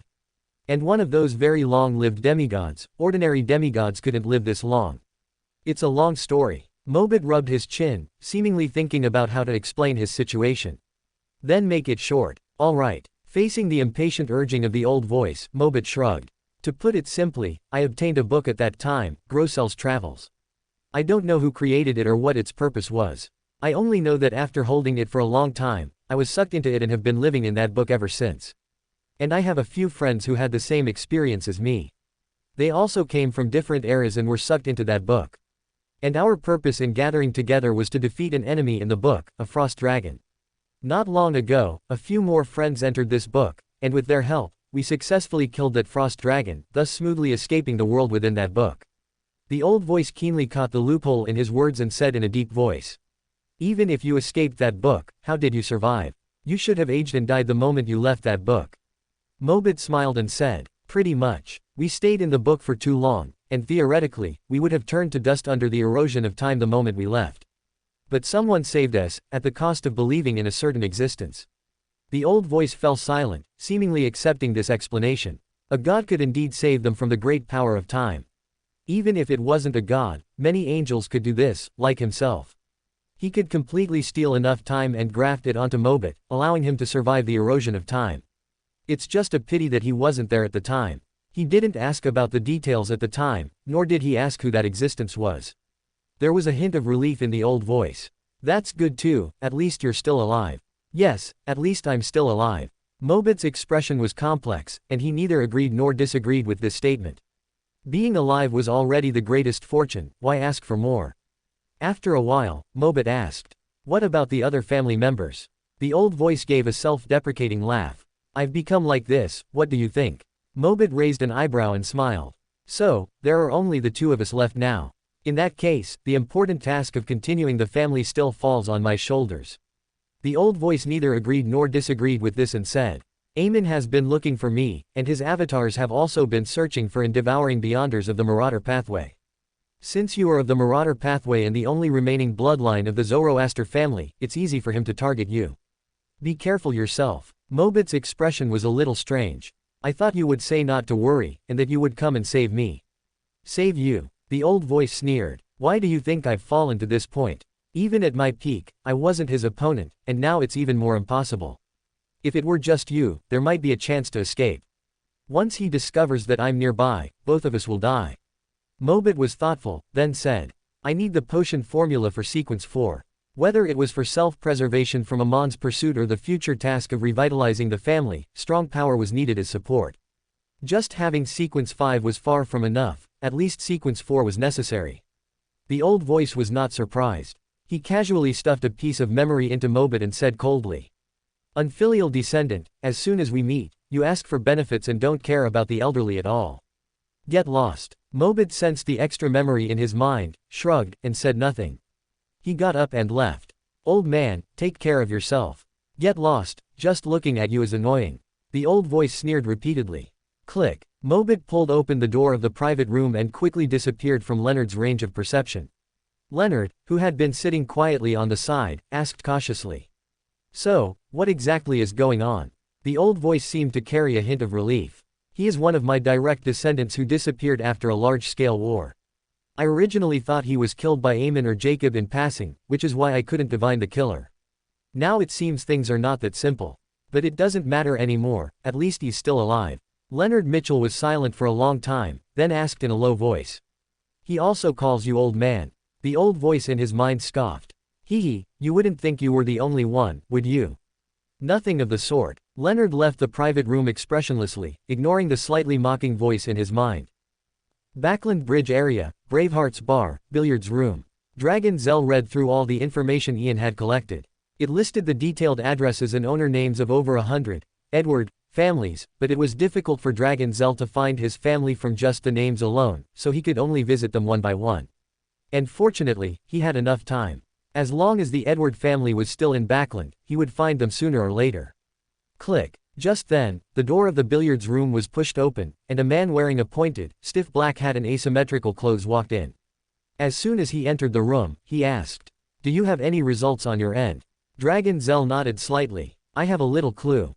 I'm preparing to investigate further. That's good. Mobit sat down opposite him and sighed. I found the old man. Dragon Zell keenly heard the implied meaning in his words and asked, Are you going back to find Shattaz? The purpose of his visit was to meet the family ancestor, and afterwards, he would go to Sunia Island to meet up with Shattaz. This was the promise he made to the elf singer before he left. I wish I could. Mobit sighed again, but I can't do that. The old man is very dangerous now, and I can't just leave. Now we can only find a way to contact Edwina and explain the situation clearly. Mobit had a bitter expression. He could already imagine what Shattaz's expression would be like. Although he thought Shattaz would understand his actions, he didn't think Shattaz would easily forgive him. And even if Shattaz forgave him, it was destined that the two of them wouldn't be able to meet again for a while. Dragon Zell nodded silently, expressing understanding. At the same time, he was a little fortunate that he wasn't married. As they were thinking, a faint blue light suddenly appeared before their eyes. Just as they were about to be vigilant, a familiar figure emerged from the light. You came to find Grossel. Mobit relaxed his guard and asked with a smile. Ember nodded slightly and looked at Dragon Zell. Grossel, we should go. All right. Dragon Zell's silver-white armor hummed in response. The next moment, the armor that was tightly clinging to Dragon Zell instantly melted, turning into a puddle of flowing silver metal liquid, and then transformed back into a 4-meter-tall blue-skinned one-eyed giant. Before the two of them could react, Ember and Grossel's figures disappeared again. Mobit clicked his tongue. They really come and go in a hurry. Dragon Zell said. They have more important things to do. I know. Mobit waved his hand, clasped his hands behind his head, and leaned back against the chair, saying lazily. In that case, there are only the two of us left. Tisk, I wonder how Snowman is doing now. In a dimly lit, yet extremely spacious basement, like a temple, the Dark Saint knelt in the darkness, whispering devoutly to a 3-meter-tall statue of a hanged man in front of him. A faint blue light suddenly appeared, completely illuminating the dim basement. But the Dark Saint seemed not to have heard anything, not even looking up. Ember glanced at the devoutly praying Dark Saint and didn't disturb him. He walked directly towards the double stone doors in the depths of the basement. And the Dark Saint continued to pray devoutly with his eyes closed from beginning to end, not even thinking of getting up to greet them. In the eyes of both sides, they had already become accustomed to each other's appearance. Even though their beliefs were different, and they had even been hostile to each other before this. But under the Lord's oracle, both the Dark Saint and Mr. A had long forgotten that insignificant conflict. For them, the current Ember was the Lord's most loyal ally, even more reliable than saints like them. Bang! Every step of the 4-meter-tall giant made the enclosed basement emit a sound like an earthquake. He looked at the hanging statue with a hint of curiosity, wondering why it was the image of a giant. After all, there were no records of the ancient sun god having giant bloodline, neither in Snowman's accounts nor in the texts he had studied. Despite his curiosity, he didn't ask further but followed Ember all the way to the depths of the basement.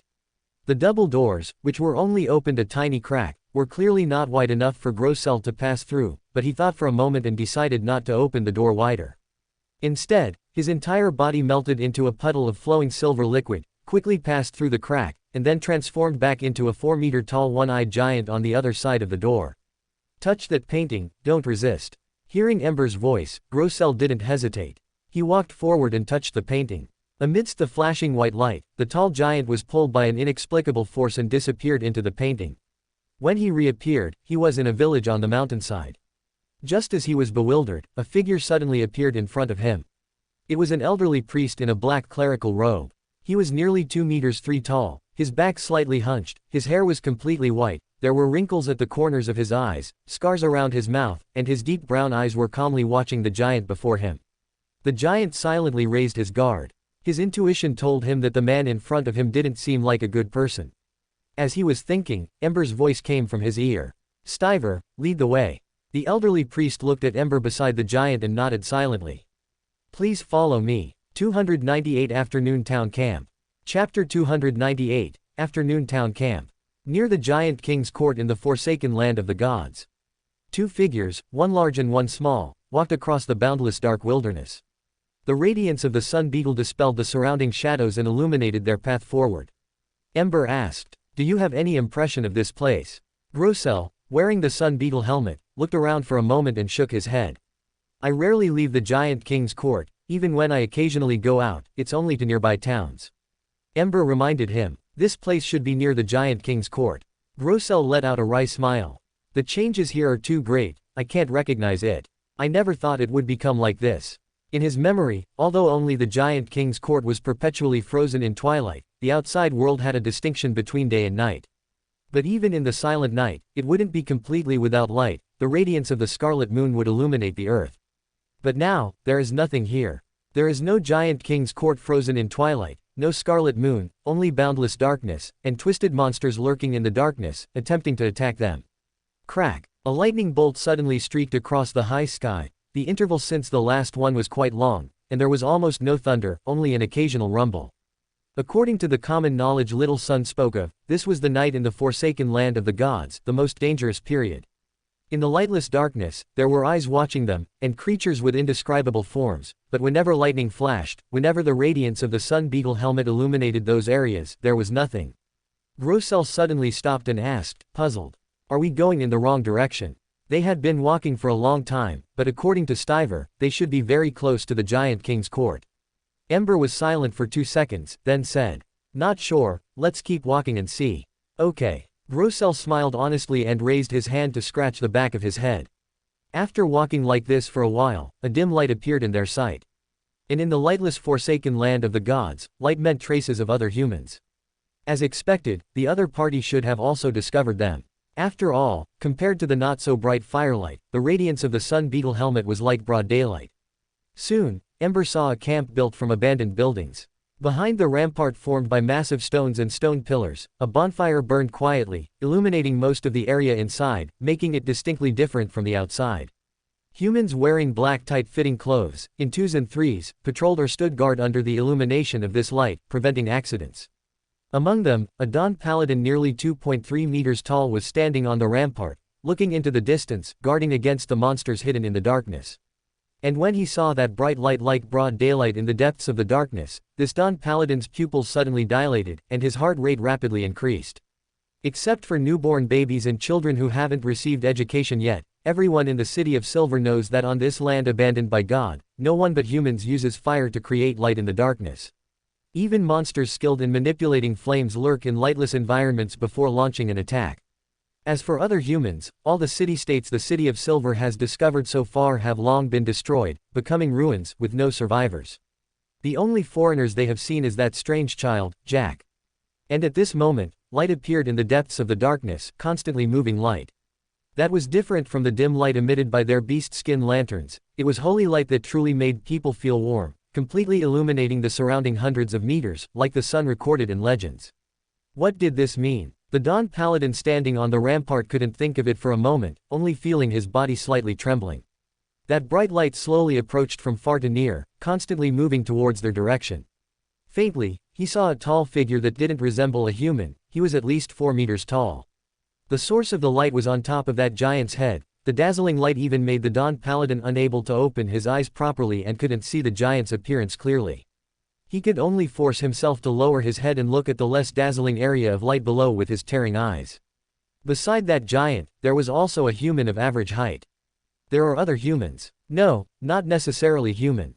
That Dawn Paladin's gaze narrowed, and he carefully turned his body, preparing to notify the elder of the 6-member council who presided over this camp. Just as he was thinking, the Dawn Paladin who had just turned around suddenly found an extra figure beside him, which made his expression change slightly.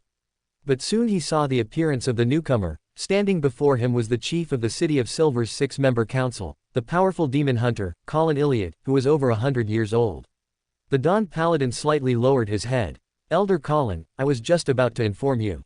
Colin quietly watched the approaching light, and only after more than 10 seconds did he say, Dolores, have the others prepared to welcome them? Yes. The Dawn Paladin named Dolores immediately understood. When the chief said, welcome, he meant for them to prepare, heighten their vigilance, but not to act rashly.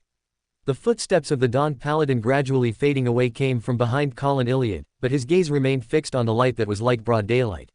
He didn't know if the newcomers were friends or foes, but in the forsaken land of the gods, any clue to the existence of other humans was worth the City of Silver taking a risk. Finally, the two figures got closer and closer, close enough for Colin to see their appearance clearly. That human wore clothes completely different from those in the City of Silver, and his leisurely stroll didn't look like he was in the dark forsaken land of the gods, but more like a young noble master going for an outing in the countryside in spring, as recorded in ancient texts. And the tall figure beside him had distinct gray-blue skin. His chest, abdomen, and waist were wrapped in thick beast fur, and the helmet that continuously emitted light in all directions was worn on his head. Beneath that helmet was a characteristic vertical single eye. Whether it was his skin or his vertical eye, Colin instantly recognized the other party's identity, a giant. A giant who had long disappeared from the forsaken land of the gods with the demise of the Giant King, only remaining in records in ancient texts. Colin Iliad's eyes flickered, hesitating about what attitude to take towards these two foreigners. But just then, the tall giant suddenly waved at them, and the giant's honest voice came from the air. Hello. Quote. Colin Iliad was silent for a moment. The other party spoke giant language, which was also the common language of the City of Silver. He certainly understood it, but he didn't know how to respond. Because this giant seemed slightly different from what was recorded in ancient texts, he didn't know how to answer for a moment. After hesitating for a long time, Colin Iliad still spoke up in response. Hello, what are you doing here? Grossel stopped not far from the camp and scratched his head, saying, We are looking for Morning Town, but we seem to be lost, so we wanted to come and ask for directions. Quote. Colin Iliad remained silent. Although the other party's tone was sincere, he was instinctively skeptical about it. Colin pointed in the other direction and said, Morning Town is in another direction, this is Afternoon Town. Grossel let out an "aw," lowered his head, and silently looked at Ember, who was much shorter than him. He knew they took the wrong road, didn't he? Morning Town and Afternoon Town are both entrances to the Giant King's court, but they are located in two completely opposite directions. In other words, they had unknowingly circled the entire Giant King's court. Ember's expression didn't change. All roads lead to Rome. Anyway, we will eventually reach the Giant King's court, there's no difference. It's just accidentally taking a detour to explore the map, isn't that normal? Low EQ, lost. High EQ, carpet exploration. Grossel scratched his head, apparently not quite understanding Ember's sophistry. Colin heard their conversation and suddenly asked, Would you like to come in and rest for a while? He could tell that Grossel intended to turn around and leave. The other party seemed to have genuinely just gotten lost and specifically came over to ask them for directions.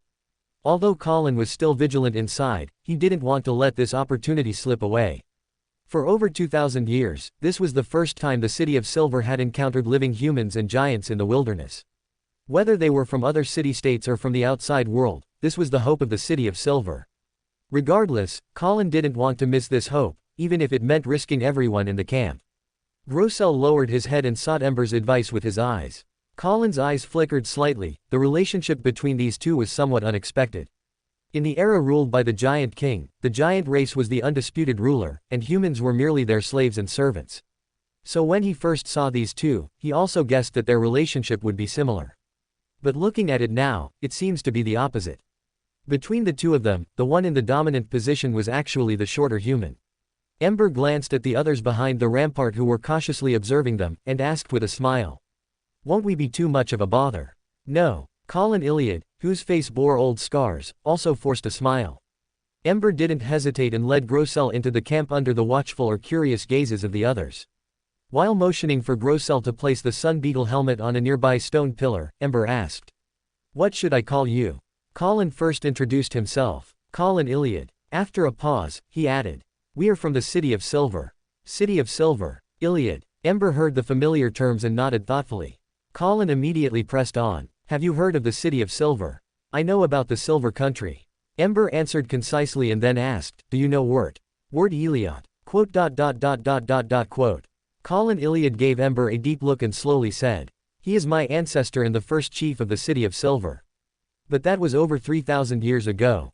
Colin secretly heightened his vigilance. He somewhat doubted whether these two in front of him were actually alive. Colin subtly made a gesture and asked, "Where are you from?" Ember didn't hide it and introduced himself. "North Continent, Ruin Kingdom. You can call me Ember, and he is Grossell." Grossell didn't speak, silently sitting aside and listening to their conversation. He was from the Giant King's court, but even if he said it, no one would believe him, and it would instead invite suspicion and hostility from the other party.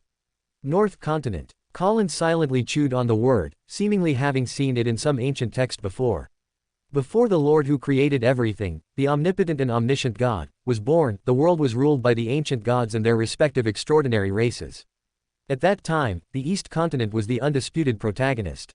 Giants, abominations, demonic wolves, and elves, the four major extraordinary races, all stood on the East Continent. Besides that, elves and dragons divided the North Continent, and devils and phoenixes were on the South Continent. And all this changed after the Lord abandoned this earth. The East Continent ceased to exist, leaving only the forsaken land of the gods. North. Colin's voice was a little hoarse. "In the outside world, are there still humans alive?" Ember said frankly, "There are many. Just the capital of the Ruin Kingdom, Backland, has a population of over 5 million. 5 million? How is that possible? How is there food enough to feed so many people?" On the periphery of the bonfire, a gasp suddenly erupted from the crowd who were curiously eavesdropping on the conversation. Clearly, the number 5 million completely exceeded their expectations. "You know, the City of Silver has stood in the darkness for 1,000 years, and its population is still only a little over 10,000. How big must the city called Backland, mentioned by the other party, be to support a population of 5 million? They instinctively doubted the truthfulness of the other party's statements, yet deep down, they couldn't help but feel a bit of anticipation. If such a city truly existed, did it mean that other places could still live normally? And if they truly came from the North Continent where normal life was possible, did it mean that they also had a chance to leave the forsaken land of the gods? Colin naturally noticed the commotion of the others, and his heart was also inevitably shaken. He was also doubting, also anticipating, hoping that all this wasn't a dream, hoping that these two people in front of him weren't illusions created by some monsters in the darkness. Colin was silent for a long time, but in the end, he couldn't help but ask that question. "How did you get here?" This was not only the answer he wanted to know, but also the answer the City of Silver wanted to know. Ember didn't answer his question directly but smiled and asked in return. "For you, what's important shouldn't be the method of coming here, but how to leave the forsaken land of the gods, right?" "That's right," Colin admitted frankly and said in a deep voice. "Since you have come here, you should have a way to leave." Ember also said frankly, "Indeed there is. Do you want it?" Colin took a deep breath and said without hesitation, "If possible, I hope you can tell us the method to leave, no matter what the cost." "No, there's no need for a cost," Ember said in a relaxed tone. "In fact, you have already discovered one way to leave." Colin's expression shifted slightly. The Giant King's Court. Chapter 299, You Are Lucky. The Forsaken Land of the Gods, Afternoon Town Camp. Within the camp formed by countless massive rocks adorned with the first batch of lanterns, the residents of the City of Silver watched the two foreigners depart, just as they had arrived. The brightly lit helmet, like daylight, was also taken away. The light gradually receded, as if hope itself was being carried away with it. Dolores couldn't help but ask, "Chief, since they are also going to explore the Giant King's court, why didn't you go with them?" He had previously participated in the exploration of the True Creator's temple and had met the little boy named Jack. Therefore, he was more aware than the other residents of the City of Silver that the world outside the Forsaken Land of the Gods truly existed. And the way to leave the Forsaken Land of the Gods was likely in the Giant King's court. The chief must also understand this truth, otherwise he wouldn't have led them to establish this camp. Wasn't the establishment of the Afternoon Town camp precisely for exploring Afternoon Town and preparing for the next step of exploring the Giant King's court? Colin watched the gradually receding light, his voice low. "If I left with them, who would guarantee the safety of this camp? I cannot risk your lives," Dolores said without hesitation. "Then I'll go with them. If I don't return, assume I'm dead. But if I return alive, perhaps I can find the way to leave." Demon Hunter, Colin still refused him mercilessly. "No, don't mention this again, go on patrol." Dolores gritted his teeth, clearly unwilling. But faced with the chief's resolute attitude, he could only obey, turning and leaving. Colin continued to gaze at the distant light, his eyes unreadable. What Dolores didn't understand was that Colin wasn't incapable of accepting risks. He was willing to make various attempts to leave the Forsaken Land of the Gods, which was why he allowed many things to happen. Whether it was Derek or Luvia, they were different directions the City of Silver was attempting, and they all represented a possibility. But no matter where these two possibilities led, they were always people of the City of Silver. Even if their respective attempts ended in failure, Colin believed that in their hearts, the future of the City of Silver always came first. This time was different, even though this might be the closest they had come to hope, because they had truly seen foreigners, one of whom was even a giant. But at the same time, this might also be the closest they had come to destruction. He couldn't be sure if the two foreigners were friendly. Even though they went to great lengths to show goodwill during their conversation, Colin couldn't be sure if they were truly as friendly as they appeared on the surface, or if they harbored ulterior motives. If it was the former, missing this opportunity to explore the Giant King's court with them would be a great pity. But if they were truly going to explore the Giant King's court, it would also provide some convenience for the City of Silver's subsequent exploration in a sense. After all, during their exploration, they would inevitably encounter many monsters hindering them. And if they wanted to continue forward, they would have to eliminate these monsters. This would also make the City of Silver's subsequent exploration much easier. But if these two harbored ulterior motives, then what awaited them, and what awaited the City of Silver, would be utter disaster. Dolores was only a Sequence 6 Dawn Paladin, and his understanding of things was very limited. So he didn't understand why Colin wouldn't let him explore the Giant King's court with those two foreigners. In his eyes, even if the exploration failed, at most only he would be sacrificed. But Colin knew very well that there were some special pathways in this world that could probe human memories, such as the Dragon Pathway. Although the City of Silver only possessed potion formulas for the lower sequences of the Dragon Pathway, merely the Sequence 7 Feet Psychiatrist already possessed the abilities of mind reading and hypnosis. Once any of them were isolated, they could be captured by the other party, and then their memories could be probed, revealing the location of the City of Silver. And once the coordinates of the City of Silver were exposed, those with ulterior motives would be even more terrifying than the monsters in the darkness. Colin could not take such a risk. The goodwill shown by the other party during this brief contact was not enough for Colin to place sufficient trust in them. Not long after leaving the City of Silver's Afternoon Town camp, under the illumination of the lightning in the high sky, a city finally appeared in Ember and Grossel's line of sight. A city built against the mountain, naturally divided into upper, middle, and lower levels. Here, gray stones were piled up to form different houses, some entirely hollowed out, nearly 10 meters high, others so short that a normal human could touch the roof. These buildings were compactly arranged, spreading out, some already collapsed, some still standing firm, but all stained with traces of decay and decline. Afternoon Town. Grossel looked at the town in the distance, trying to find the corresponding scene in his memory, and murmured, "The last time I came, it wasn't like this." Affected by the power leaking from the Giant King's court, the daytime in Afternoon Town is always in the afternoon. Grossel's tone was incredibly complex, with a hint of nostalgia flashing in his eyes from time to time. Even though 1,000 years had passed, everything here felt so familiar to him.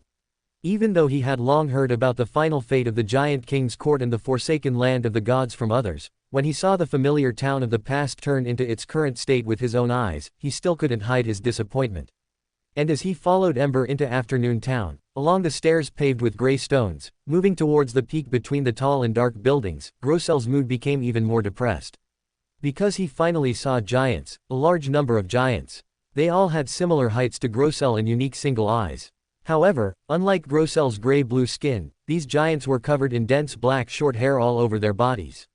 They had long since been corrupted and fallen, becoming part of the countless dark monsters. Even though Grossel believed he was mentally prepared, when he saw this scene, an indescribable sadness still welled up in his heart. Thump, thump, thump.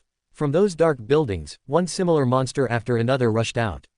Some of them had the height of normal humans and 2 eyes, while others were like the previous monsters, with obvious giant heights and single-eye features, but without exception, they were covered in dense black short hair. Sorry, rest in peace. Grossel murmured in a low voice, and streaks of light burst forth from his body, turning into a storm that swept outwards. All the monsters touched by the light streaks, whether giant or human, were instantly ignited by transparent flames, emitting bright morning light that burned everything to ashes.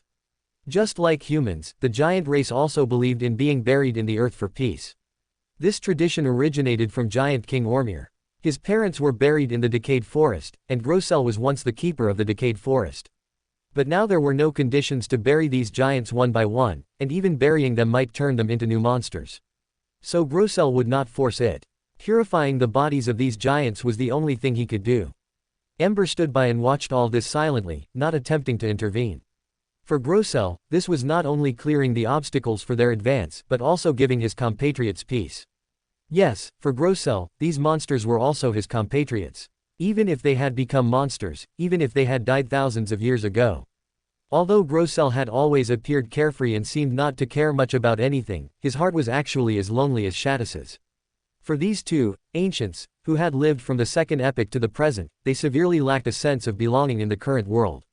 Shadis was trying to find her people, and wasn't Grossel the same? The reason he agreed to Ember, helping him explore the Giant King's court, wasn't it also with a glimmer of hope, hoping to find other giants in the Giant King's court?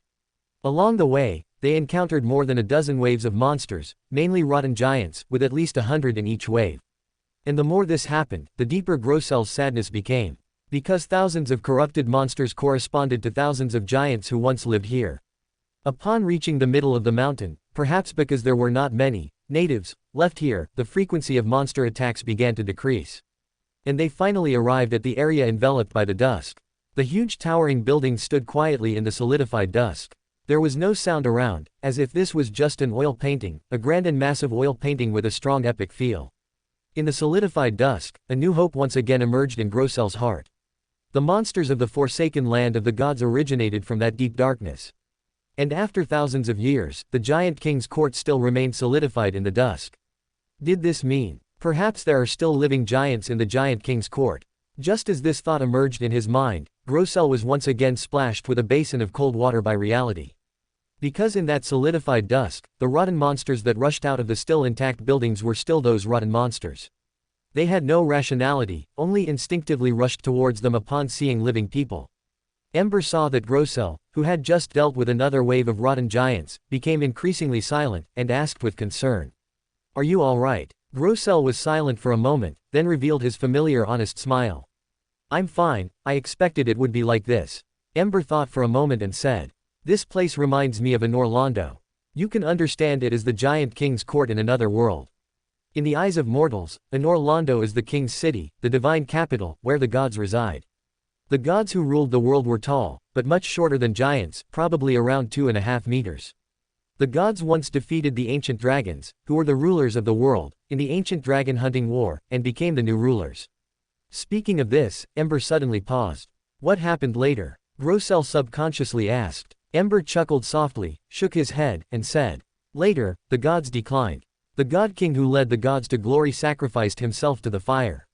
The new ruler did not understand the hearts of the people and ostracized the old subordinates left by his father, causing the gods to become scattered. Coupled with the fact that other gods were unwilling to be ruled by him, they all left Norlondo after the old God King died and went to various parts of the world to establish kingdoms and rule mortals. And Norlondo, although its symbolic significance as the capital of the gods remained, had long since lost its former status. Even Gwendolyn, who had ruled the gods for countless years and was the successor appointed by the old god king, was imprisoned by a plant and swallowed by a puddle of mud. By the time the end of the world arrived, there were hardly any living gods left among those who once ruled the world. And the gods who survived were those who had been exiled by the gods. Compared to the gods, the giant race is already lucky enough. At least not all giants perished with the giant king's court. There are still quite a few giant bloodlines remaining on the North Continent. Grossel scratched his head. He had stayed in Backland for a while. He had heard rumors about the Fasak Empire in the north. The people there considered themselves descendants of giants, and true giants enjoyed a high status there. Even the god of combat they worshipped, his divine kingdom, the Dusk Temple, seemed to be a building prepared for giants. That god of combat himself might be a giant, and in his divine kingdom, there might be a large number of giants living. Grossel thought for a moment and said seriously, "When I return to the North Continent, I want to go to the Fasak Empire." He wanted to see with his own eyes if the people there truly had giant blood, and if there were truly living giants. Ember smiled. "That is your freedom." As they advanced, more and more rotten giants, either wandering on the roads or rushing out from different buildings, appeared and became stronger, but there were still no levels above demigod. This allowed them to easily break through the blockade and interception of these monsters and arrive at an extremely quiet area where there was no sound, making their scalps tingle. Grossel said in a booming voice, "I know the way, follow me." Grossel recalled the memories in his mind and continued to move forward along the street that, although somewhat dilapidated, was still familiar. After a while, a huge stone staircase appeared before them. It was overall gray-white, but stained with an orange-yellow light, both brilliant and silent. Each step of this staircase was relatively high, clearly not prepared for ordinary people. Above the huge staircase was a city wall so majestic that one had to look up to see its top. There were many signs of damage and burning on it, and in some places, arrows as thick as ordinary trees and several meters long were stuck, causing some stones to collapse. In the middle of this city wall was a large double door dozens of meters high. Its color was more grayish-blue, inlaid with golden nails, and outside stood two guards who could create a strong sense of oppression just by seeing them. They were 5 or 6 meters tall, wearing exquisite and sturdy silver full-body armor, one holding a great sword, the other propping a giant axe on the ground. Behind their visors, a ball of orange-red light appeared, like a single eye. Grossel looked at the towering city wall, with a hint of nostalgia in his eyes. Even for giants, this was not an area that could be easily entered. Fortunately, Grossel's duty allowed him to enter and exit here frequently. Chapter 300, Light Slayer. Looking at Grossel, who seemed lost in reminiscence, Ember slowly asked, "Are you going or am I?" Grossel rumbled, "Let me do it." He wanted to personally confirm the state of the two Silver Knights. If they were alive, perhaps there was still a chance to negotiate. If they were already dead and had become monsters similar to those rotten giants, then, he would personally send them off, giving them their final dignity. Amidst the swirling wind, the 4-meter-tall gray-blue giant climbed upwards, approaching the main gate of the giant king's court. Grossel walked up the stone steps one by one, reaching the area at the top of the steps near the main gate. It was only then that the two Silver Knight guards outside the main gate of the giant king's court finally showed a reaction. They turned their heads, and the orange-red light clusters behind their visors flickered twice, as if confirming the identity of the arrival. Crack! Grossel stopped on the last step, not stepping onto the platform where the main gate of the giant king's court was located. The two guards stared intently at the giant before them, but did not attack. The orange-red light behind their visors flickered slightly. Grossel did not speak, his eyes filled with uncontrollable sadness. He should have thought of it earlier. More than 3,000 years had passed, how could they, who were only sequence 3, possibly still be alive? They were once demigods, heroes, noble warriors who guarded the giant king's court. But now, they were merely puppets controlled by some residual power. They couldn't think, couldn't leave, and could only stand like statues, guarding the gate behind them for thousands of years as if it were a single day. But they still didn't attack, only looking at the giant in front of them with a hint of confusion. They were now like puppets with preset programs, and one program told them to kill all intruders. But another preset program told them that giants were not intruders. Just then, Grossel slowly and firmly raised his hand, as if saying goodbye to them. At the same time, a silver-white crack suddenly appeared on the forehead of the Silver Knight holding the giant axe, and countless silver sharp rays burst out from within his body. In just the blink of an eye, that Silver Knight was instantly cut into countless fragments by the sharp silver rays erupting from within. On the other side, even though he had lost his consciousness, the instinct to fight still allowed the other Silver Knight, who held a longsword, to use the light to hide, concealing his figure, and at the same time launching a counterattack against Grossel. However, compared to them, who were controlled by preset programs, Grossel's movements were much faster. As the Silver Knight used the light to hide, a giant sword, seemingly condensed from the morning light, appeared in Grossel's hand. He barely hesitated, decisively raising the giant sword and slashing vertically towards the seemingly empty area in front of him. The bright morning light instantly bloomed, and the tall giant hidden in the light finally could no longer conceal himself, falling powerlessly from the light, his head severed by the seemingly clumsy but infinitely sharp giant sword that emitted the light of dawn. "Sorry," Grossel muttered in a low voice with a hint of sadness, slowly and firmly stepping over the bodies of the two Silver Knights, picking up the great sword left behind by the dead Silver Knight, and inserting it into a crack in the ground. He lowered his body, extended his hands, and placed them on the dozens of meters high main gate. With a heavy grinding sound, the large door with many golden nails slowly opened. At this moment, the sun, in the high sky leapt, and the entire giant king's court was solidified in the orange-red twilight light. The huge main gate opened faster and faster, and the scene inside was gradually exposed to Ember's eyes. A gray-white, orange-red tinged staircase with countless steps extended upwards from behind the door, all the way to the front of the highest and most magnificent giant king's residence, with nothing else obstructing the path, and palaces and towers densely packed on both sides. Statues of giants holding halberds and covered in iron armor were arranged in front of different buildings on either side, guarding the path leading to the residence of the gods. Behind him, flames covered the bodies of the Silver Knights, burning them to ashes in an instant. Ember collected the ashes of the two Silver Knights and asked somewhat strangely, "Why were you so sure there were still living giants in the giant king's court?" Grossel looked at Ember, who had come to his side, remained silent for a long time, and said in a deep voice, "The queen once taught us a secret art that can prolong the lifespan of giants." Grossel paused slightly, not explaining further. He looked at the giant statue in front of him and said firmly, "I'll do it." "Okay." Ember nodded, not competing with him. Click. As Grossel approached, the giant statues on both sides suddenly moved. The halberds in the hands of the giant statues on both sides crossed in a cross shape, blocking their path. The giant statues slowly stood up, and orange-yellow light burst from their eyes. However, in the next second, silver-white sharp rays burst out from within their bodies one after another, and the sound of shattering came from inside. Bang bang bang. The blooming silver-white flowers continuously spread upwards, as if welcoming distinguished guests. Any giant statues that attempted to rise were destroyed one by one, while those that remained motionless were still intact. Grossel walked through the statues, some shattered and some intact, and stepped onto the platform above the steps. Grossel looked at the palace ahead and said in a low voice, "Further ahead is the king's residence. Should we proceed directly or explore the surroundings first?" His tone had returned to calmness, but his disappointment was still evident. He no longer held any hope of finding living giants in the giant king's court, but if possible, he didn't want to leave so quickly. Yes, he had his own selfish reasons. Because he knew that Ember's goal was to open the door to the giant king's palace and take something from inside.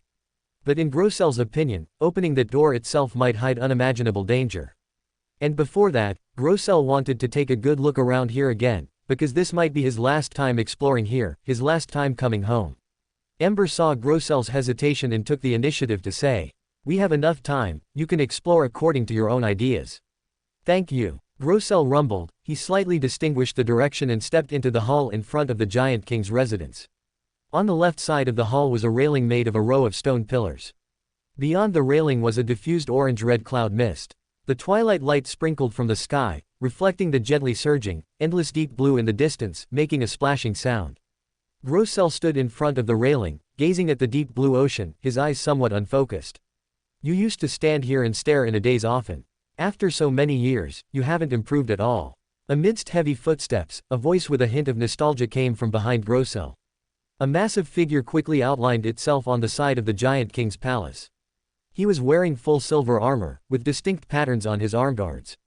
One was on the right side, blood red, circling the arm, and one was on the left side in the same position, dotted with black patches. His height was nearly 5 meters, and the light flashing behind his visor was not deep red or orange-yellow, but a real vertical single eye. Grossel turned his head, his surprise quickly turning into joy. "Lord Mergen, you're still alive.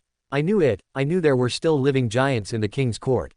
"Alive? Light Slayer." Mergen's footsteps paused for a moment. "Grossel, if you're looking for other giants, you'd better give up early." In the entire Giant King's court, I am the only giant who can still communicate. His tone was full of mockery, whether he was mocking himself or Grossel's naivety. Grossel opened his mouth, his eyes quickly becoming dejected. Mergen stopped not far from Grossel and said in a low voice. I don't know why you suddenly disappeared back then, and I don't know why you're only returning now. But for the sake of you once being a king's court guard, leave quickly and don't disturb the slumber of Lord Saussurier. Dark Angel, Saussurier. Grossel's eyes changed slightly. He had heard this name from the ascetic snowman. He was the king of angels of the ancient sun god, once the god's left hand, the vice-monarch of the heavenly kingdom, the leader of the king of angels. Snowman was his friend, so even though he already knew that the ancient sun god had killed the giant king, he would not attack Snowman. In Grossel's opinion, being angry at Snowman because of faith was just an act of cowardice. But this did not mean that Grossel could calmly accept all of this. He would not be angry with Snowman, because Snowman was just an ordinary person. He simply followed the times and chose the orthodox faith of that era. When the ancient sun god killed the giant king, Snowman hadn't even been born. But if he were to believe in the ancient sun god, the true creator, or any of the king of angels, this was something Grossel could not accept. He would not be angry with Snowman, who believed in the ancient sun god, but he would never join the ancient sun god, because he was the enemy who killed the giant king. And now, Mergen, the former leader of the king's court trackers, the Light Slayer, who had once received the king's personal blessing, chose to serve Dark Angel, Saussurier and surrender to their enemy after personally experiencing all of that.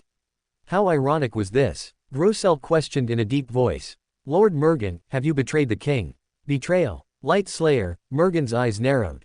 He suddenly raised the broadsword in his hand, his voice like thunder. Grossel, you are not qualified to judge my choice. Grossel also gripped the great sword in his hand and said in a deep voice. He is not qualified to live in the king's residence. The great sword in his hand came from the silver knight he killed at the main gate. Grossel had thought that although those two silver knights had been dead for a long time, they still faithfully performed their duties, guarding the king's palace. But now, Mergen, the leader of all the king's court trackers, had clearly broken his oath. He was still guarding the giant king's court, but the object he was guarding was no longer the king, but the enemy who had killed the king. This was undoubtedly a form of degeneration, and Grossel could not accept this degeneration. He shifted his gaze to the palace guarded by the giant knights. That was the highest and most magnificent building in the giant king's court. The twilight light seemed to have materialized, covering its surface, giving it a clear sense of decay, giving a feeling of twilight ending and eternal night approaching. It had a spire on one side and a round tower on the other, with the main gate facing outwards. It was mainly gray-blue, far exceeding 10 meters in height, covered with symmetrical symbols, markings, and patterns, both solemn and mysterious. About 3 or 4 meters high on this gate, to the left of the gap, there was a black hole, about the size of an adult's fist. That was once the king's residence, but now the one brazenly occupying it was the king's enemy. Why aren't you attacking? Mergen pointed the broadsword at Grossel and said coldly. As your leader, I'll teach you another lesson. If you haven't made up your mind to kill the enemy, don't draw your sword. As soon as his voice fell, Mergen's figure instantly disappeared, leaving only a silver-white blur in Grossel's vision. His pupils contracted slightly, and he instinctively raised the greatsword in his hand to defend. Clang, clang, clang, silver light flashed, and the sound of metal colliding echoed. Grossel struggled to block Mergen's attacks, the morning light around him shattered and scattered in disarray. Silver sharp rays emerged in different places, desperately cutting at the barrier of morning light around Grossel, like insects struggling desperately within amber. Clang clang clang. The silver light, sometimes fine and sometimes broad, continuously appeared, forcing Grossel to retreat while struggling to defend. Even though he tried multiple times to hide in the light like Mergen, each time he was forced out by the constantly appearing silver rays.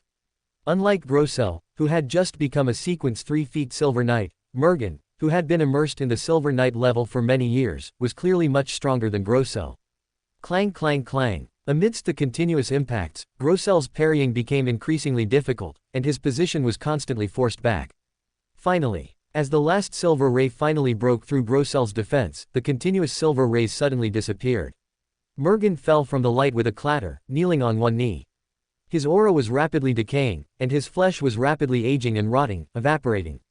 Mergen subconsciously looked outside the giant king's court, at the human who was traveling with Grossel. He was standing in front of the last intact giant statue, swinging his longsword. With a series of continuous cracking sounds, the statue cracked and collapsed, falling to the ground with a crash. Mergen looked at Grossel, who was panting heavily not far away, and a smile of relief appeared at the corner of his mouth. He said softly, "Go to the Hall of Oaths, the answer you seek is there." In the orange-red light, the lively king's court seemed to reappear before his eyes.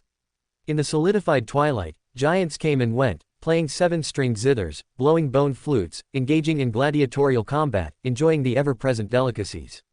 Life flowed extremely slowly, and their king, sitting on the high throne, watched everything with dignity. After that time, none of this remained, so he chose to follow, Dark Angel, Sorcerer.